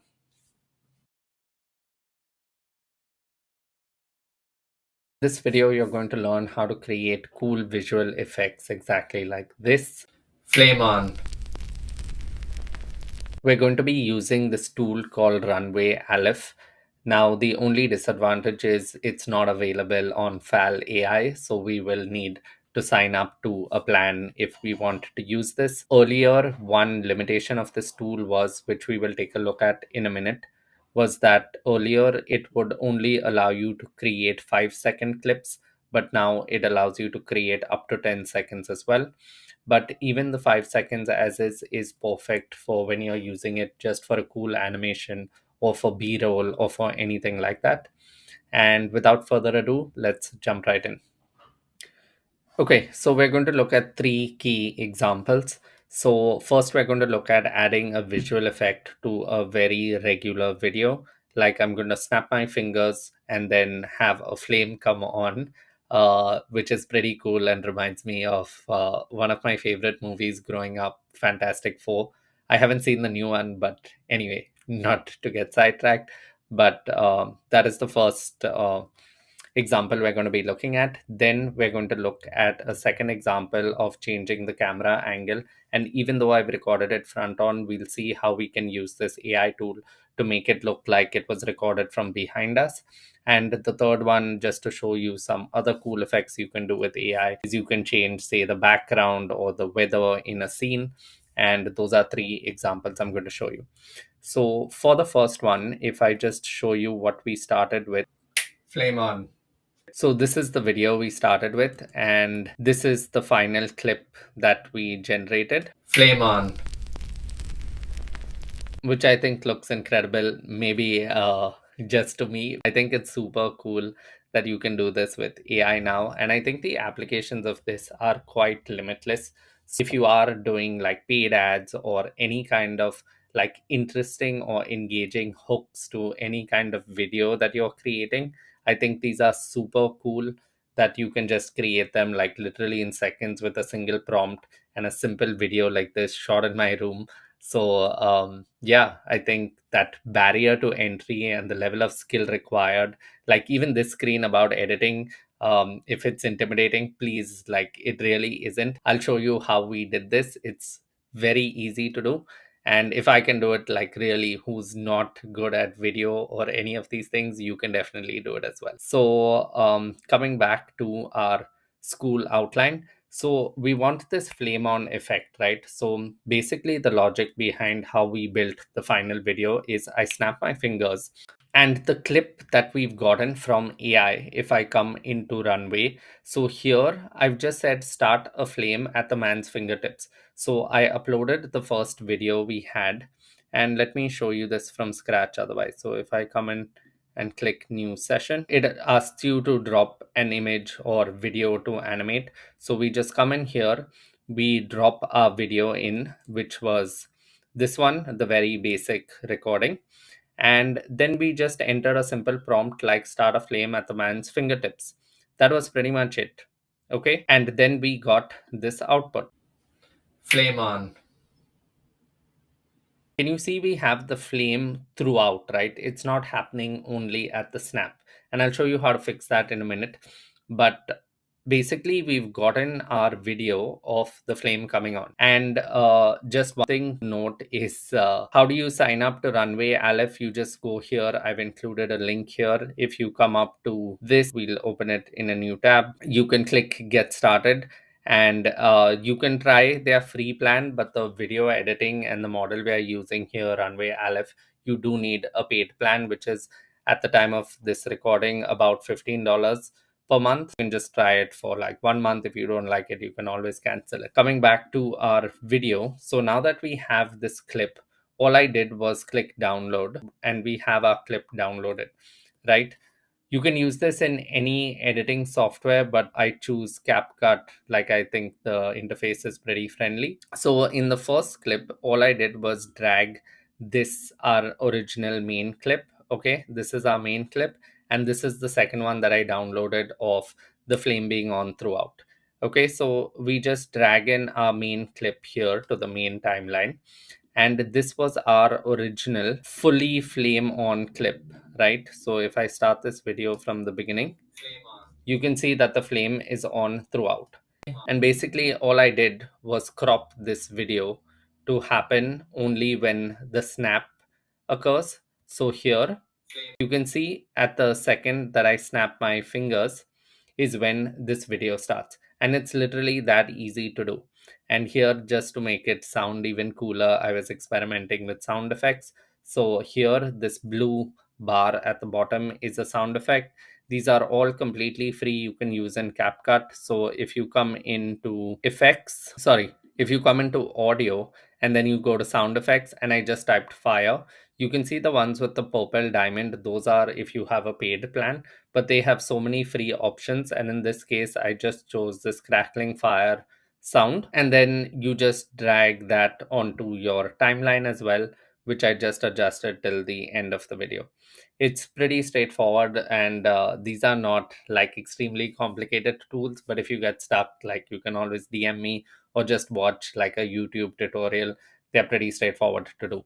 But the main logic or the main rationale that I just wanted to tell you about here is you have your original video, then you use that video with a simple prompt for whatever visual effect you want. The AI model is not going to usually give you, like, say, the effect, in this case the flame, at the exact moment you'd want it. It's going to give you that flame in the entire clip, and that's really not an issue, because then you come in here, you drag your main clip, which is without the visual effect, onto your timeline, and you just like overlay or put the new clip on top of it, and then you just crop it so that it only starts from when you actually wanted to start, if that makes sense. And then you can add sound effects and any of that.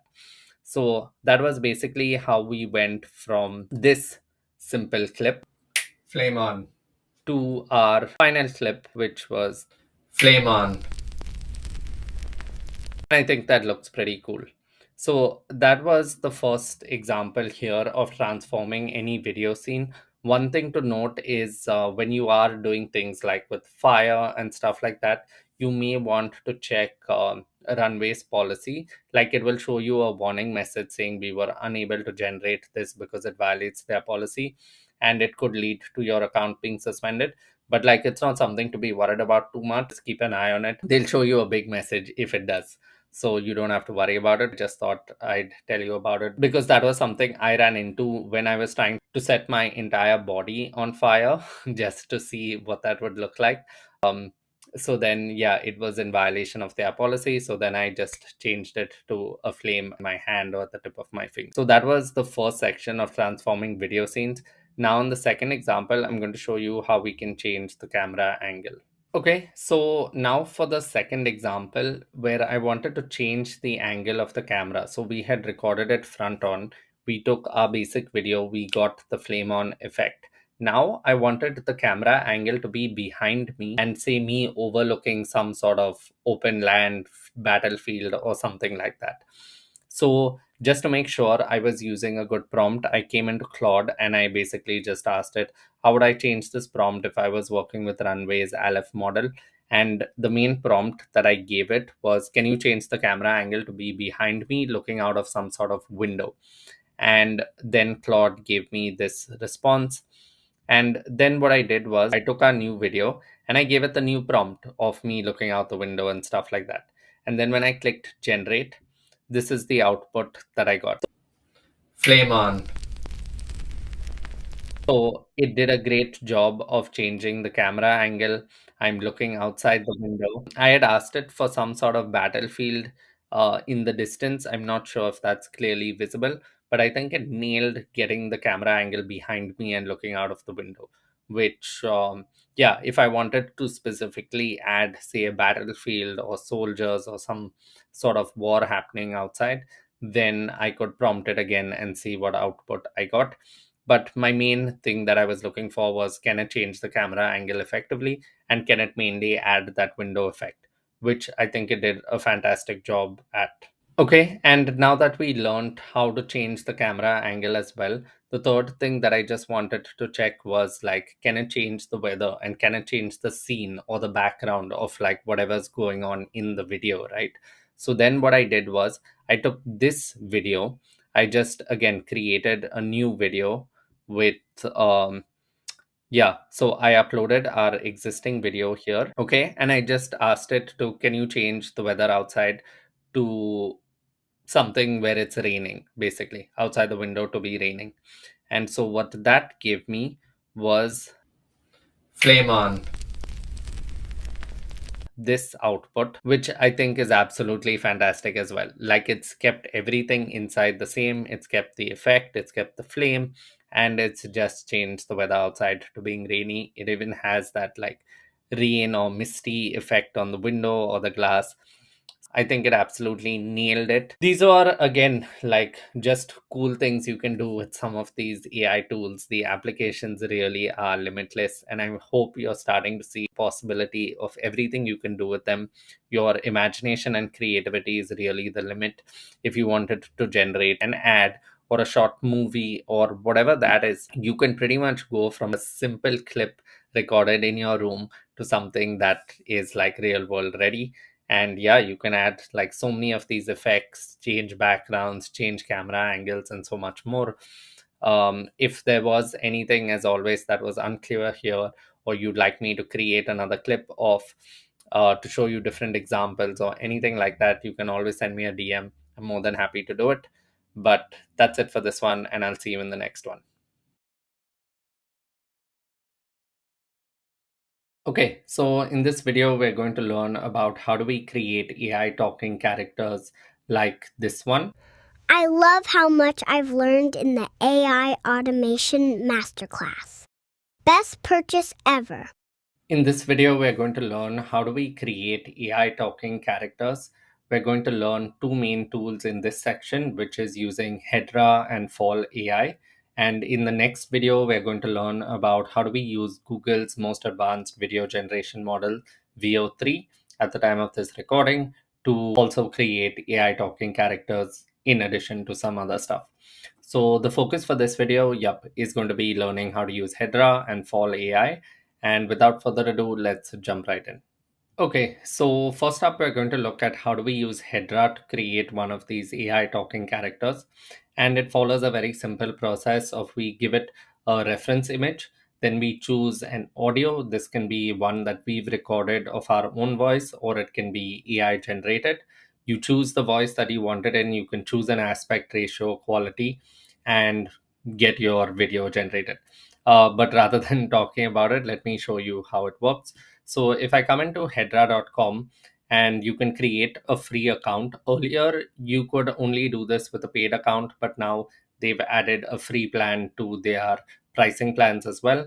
So you get 300 free credits, which is what I've signed up for at the moment.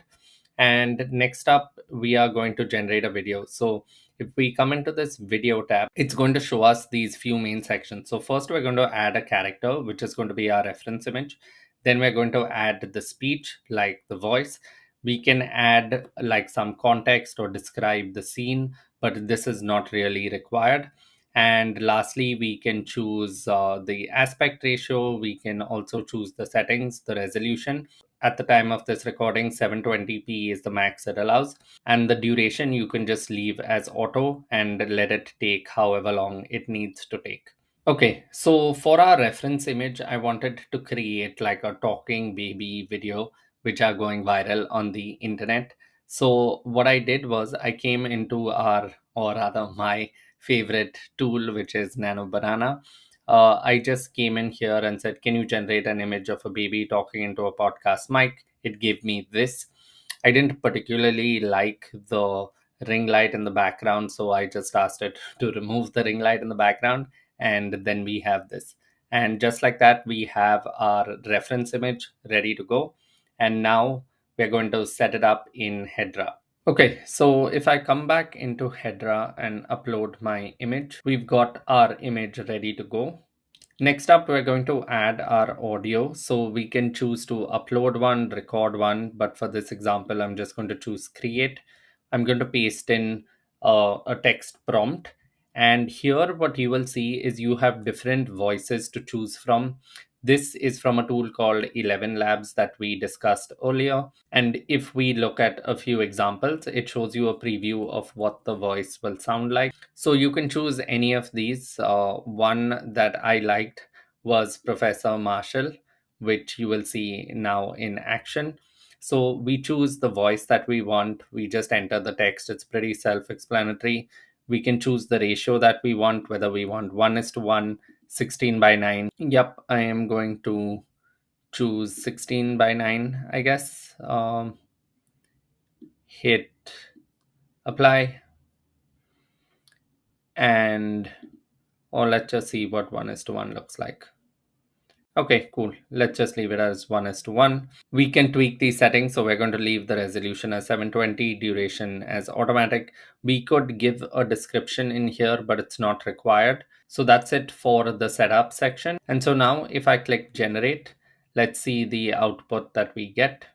And so now this is done. If I come in here and hit play, I absolutely love how much I've learned in the AI Automation Masterclass. Best purchase ever. I think that's absolutely incredible to think this is entirely generated with AI, right? And you can experiment with these when you use your own characters, your own text. You can experiment with audios. There are so many to choose from. You can use your own voice and effectively create some sort of cloned version of you saying any kind of AI text, which I think is super cool. But yeah, like the applications are limitless. It just depends on you, your imagination and creativity. But that's pretty much how you do this using Hedra. And I think the user interface, everything about it is flawless. So yeah, that's it, how we can generate AI talking characters using Hedra. And now we're going to look at how do we also do this in FAL or FAL AI. So I've got a link here to the model we're going to be using. It's this AI avatar model and the single text version of this model. So all we have to do is choose our image, choose the text, choose the voice, and it's pretty straightforward, except for this last part, which is sometimes kind of a nuisance of knowing how many frames to use. But we look at a demo in action. So if I come over to FAL AI and I upload our same baby image, the next part is you just have to enter a text input. I've given it the same text input. The voice here, one annoying thing that I've also noticed is you can't get a preview of the voice like you can in Hedra, right?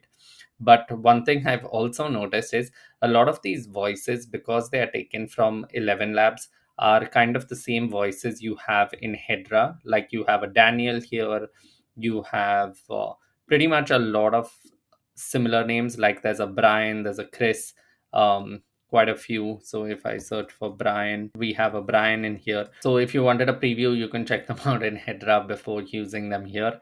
For this example, I've just chosen Daniel's voice. And for the prompt, I'm just going to give it this baby talking into podcast microphone. He appears engaged and expressive, suggesting a podcast or voiceover. I just modified the default prompt a bit to see what kind of output we get.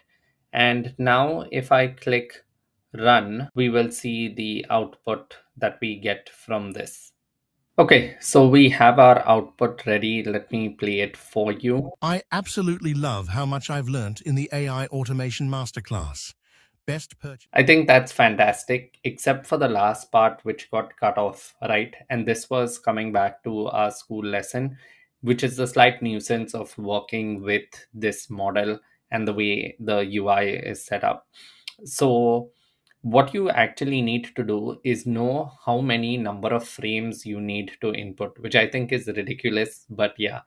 So how do you know how many frames to input is basically if you think of videos, which they are nothing but a sequence of images, right? So you have a certain number of frames per second. And what I found is that having 150 frames is approximately like having two quick sentences. So if you divide 150 frames by 25 frames per second, which is, say, the setting that is used to shoot the video, so that would give you approximately 6 seconds.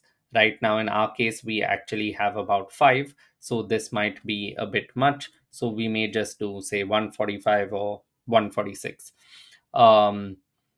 The 5 seconds was because it got cut short. So if we had a longer frames per second, it would have worked. We'll just try 150. And the advantage of doing this is even if it does get cut a little bit, it's not too expensive for you to regenerate and tweak. So at the time of this recording, you can see it costs about 0.2 per second. So if you have a 5-second clip or 6-second clip, that's literally just $1. So I wish the interface was better. But just as a takeaway, so you can think of two quick sentences as approximately 150 frames. The resolution we've just set to 480p, but if we wanted 720p, we could do that as well. But they also mentioned the price will be doubled. For the sake of this demo, we're just going to leave it at 480p. And now if I hit run again, another setting that I just wanted to show you while our video loads is that this model also has a multi-TTS support. And multi-TTS is just multi-text to speech, basically.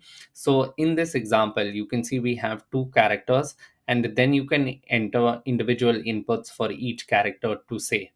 And so like the rest of it stays pretty much the same. You can give it a prompt, tweak the original settings, choose the voices, number of frames, all of that. So that pretty much stays the same. But what I've noticed is the output with two people or using the multi TTS doesn't work as well as using the single TTS, single text to speech. So yeah, that's just what I found, but you can always experiment and play around with these and see like what outputs you get. Besides, I think all of these models are only going to get better with time. So maybe when you are doing this, it's improved and you can get much higher quality outputs. But yeah, that's just for you to know and keep in your back pocket if you ever need to. So now that our video generation is done, let me quickly play it for you. I absolutely love how much I've learnt in the AI Automation Masterclass. I think that's amazing that that's generated completely with AI. It's done a pretty great job. One thing it still missed though is the best purchase ever, which I think is mainly because of the number of frames. And that's why I don't particularly like this model that you have to calculate. Like in the previous iteration, we had a lower number of frames, but it generated more. But in this example, for some reason, it hasn't. I will try and experiment and add like more number of frames and see if that works. But basically that's the gist of it, and that's why like I just prefer Hedra to using this. It's just that yeah, like with Fal AI, it's just credits based and you don't have to have an active subscription. but Hedra is free to use. So especially if you're on the free plan, more than good enough to especially get you familiar with the tool. And then if you need to get a paid plan or add more credits, you can always do that. So those were two models you can use to create AI talking characters. The third one that we can use is also Google's VO3, which is fantastic but a little expensive. So you can use VO3 on FAL AI as well. It's still expensive, but rather than getting a paid plan and stuff like that, you can just use it credits based. But we will talk about VO3 in the next video. So that's it for this one. Just one thing for you to take away: whenever you're doing this, you just follow a simple 3-step process. You can generate a reference image in Nano Banana if it's a fictional character, or you can generate one of yourself. Just take a picture and upload it. You can generate a script if you wanted to have, like, say, an ad or any piece of text that you want written. So either type it out or get a script done with GPT, Claude, whatever your use case may be. And then you can use your own voice, or you can choose one of the voices from 11 Labs. Hedra has a bunch for you to choose from. And as always, you can always just upload your own as well. So, yep, that was it for this video. I'll see you in the next one. Bye. Okay, so in this video, we're going to learn about how to use Google's VO3 model, which is the most advanced AI video generator out there. We're going to pick up from where we left off in the last video about creating talking characters with AI. So we're going to see how we can use VO3 to create talking characters with AI. And we'll also see how you can use VO3 for video clips, B-roll, etc. One thing to keep in mind is because it allows text to video as well, you might get a little tempted to make your prompts a little too detailed, which is not a bad idea usually. But you should just keep in mind that the way VO3 works is that it tends to focus more on whatever you include first in the prompt. What that means is you want to include the most important aspects of your prompt first, and then the less important aspects. So if what the characters look like, what they sound like, if that's more important, try to front load it and use it first. If it's not so important, like maybe the environment is not as important, or maybe it really is, so try and include that first. So that's just a couple of pointers to keep in mind. We're going to look at a bunch of examples, and without further ado, let's jump right in. Okay, so first up, I'm just going to come to their website or landing page here within the AI Studio. And you can see that VO3 and VO3.1, which is the newest version of the model, is their state-of-the-art video generation model. You can see the quality of output it produces. It's just fantastic. It looks real life. You really can't tell if this is the AI generated or not.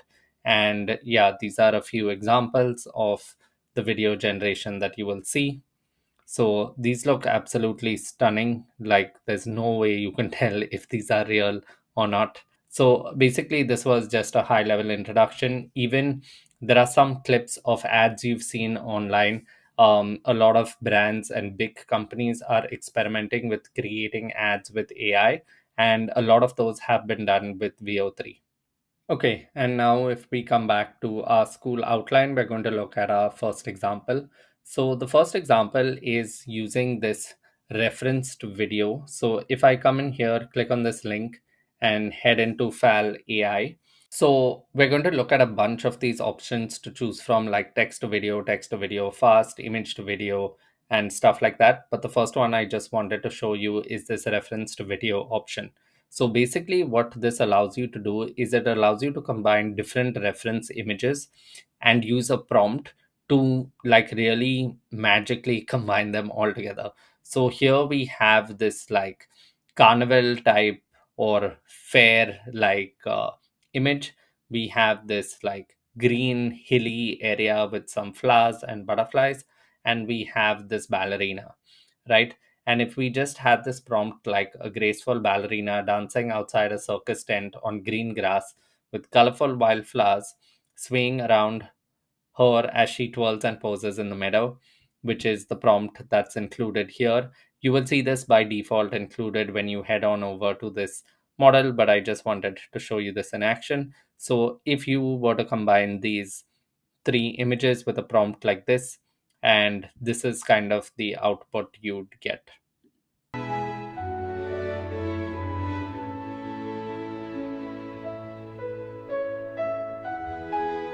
Which is absolutely stunning to think that you can just take a couple of images, one single prompt, and it so seamlessly combines all of it together. So that was one example of using the reference to video model. Next up, we're going to take a look at the image to video and image to video fast models. Now, the only difference between the normal and the fast models is the fast models are faster, but they tend to be cheaper as well. And so the quality you get out of them might also not be as good as the original models.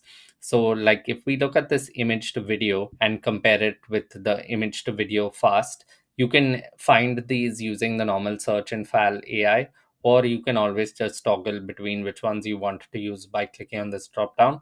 So if we come in here, you can see for the fast model, it says, for example, a 5-second video with audio will cost like 75 cents.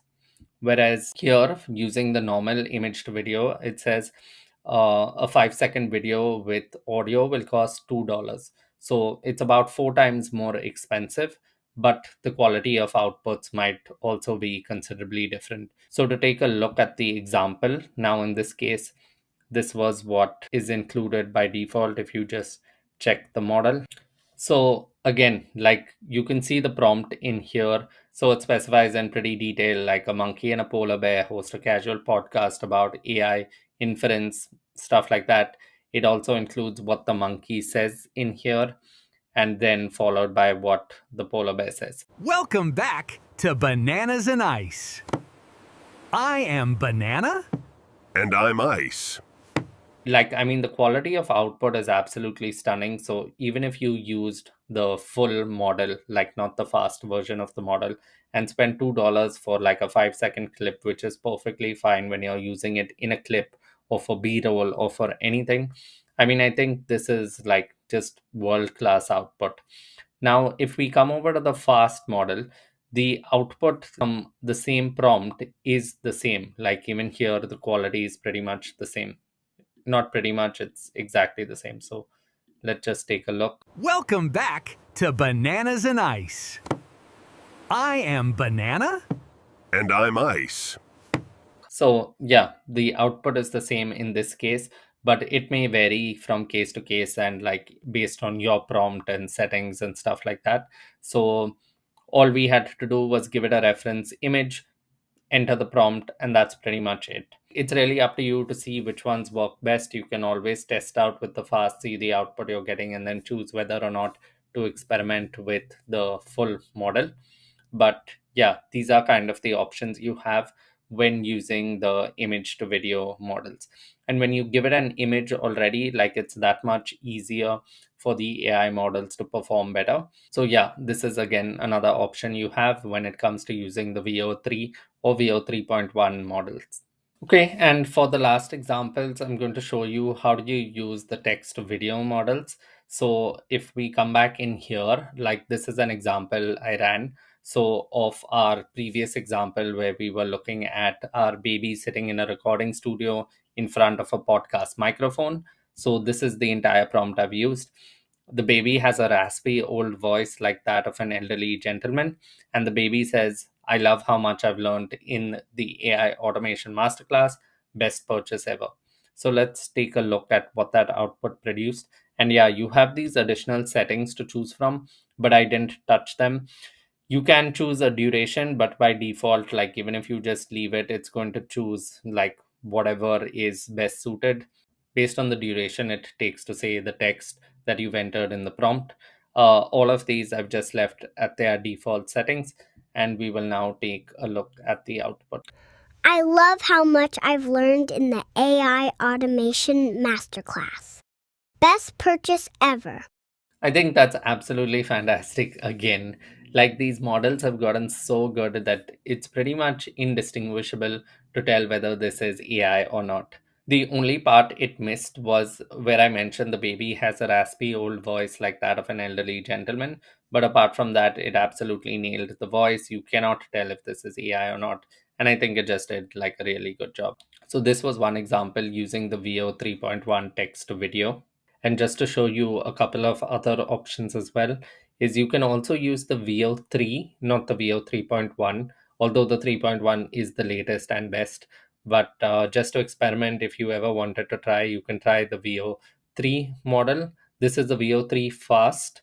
So in here, you can see the prompt we have is a casual street interview on a busy New York street sidewalk. In the afternoon, the interviewer holds a plain, unbranded microphone and asks, "Have you seen Google's new VO3 model?" And it is a super good model. Person replies, "Yeah, I saw it. It's already available on FAL. It's crazy good." So all the additional settings are just left the same. And if we check the output of this prompt. Have you seen Google's new VO3 model? Yeah, it's already available on FAL. Yeah. It's crazy good. I think that's absolutely insane, the quality of that video, right? To think it's come from just a single prompt. Absolutely fantastic. So that was the VO3 fast, and this is another VO 3.1 with a different prompt in a similar interview style. So it has here in our prompt, we can see 2-person street interview in New York City. Sample dialogue is host says, "Did you hear the news?" Person replies, "Yes, VO 3.1 is now available on FAL. If you want to see it, go check their website." So if we check out the output of this. Did you hear the news? Yes. VO 3.1 is now available on FAL. If you want to see it, go check their website. And again, like absolutely stunning, right? So you can experiment with these. Yeah, this model, the VO 3.1 we had seen, was a 5-second clip, costs about $2. Similarly with VO3, this is the VO3 fast. So a 5-second clip costs 75 cents, but you need to experiment with the quality of output. If we switch this to text to video, yeah, it's pretty much the same. So for example, a 5-second video with audio will cost you $2. So I think you might as well just use the VO 3.1 model, but you can always experiment and see which ones you might get a better output with. So yeah, in summary, you can just choose between the VO 3.1, which is the latest model, or VO3. You can always tweak between the regular or fast model and have like a trade-off between quality and cost, and play around with these. Let your imagination and creativity run wild. Really, the sky is the limit with all of these. And yeah, like if you have any questions, as always, or anything was unclear, please feel free to send me a DM. And thank you once again for watching this video till the end.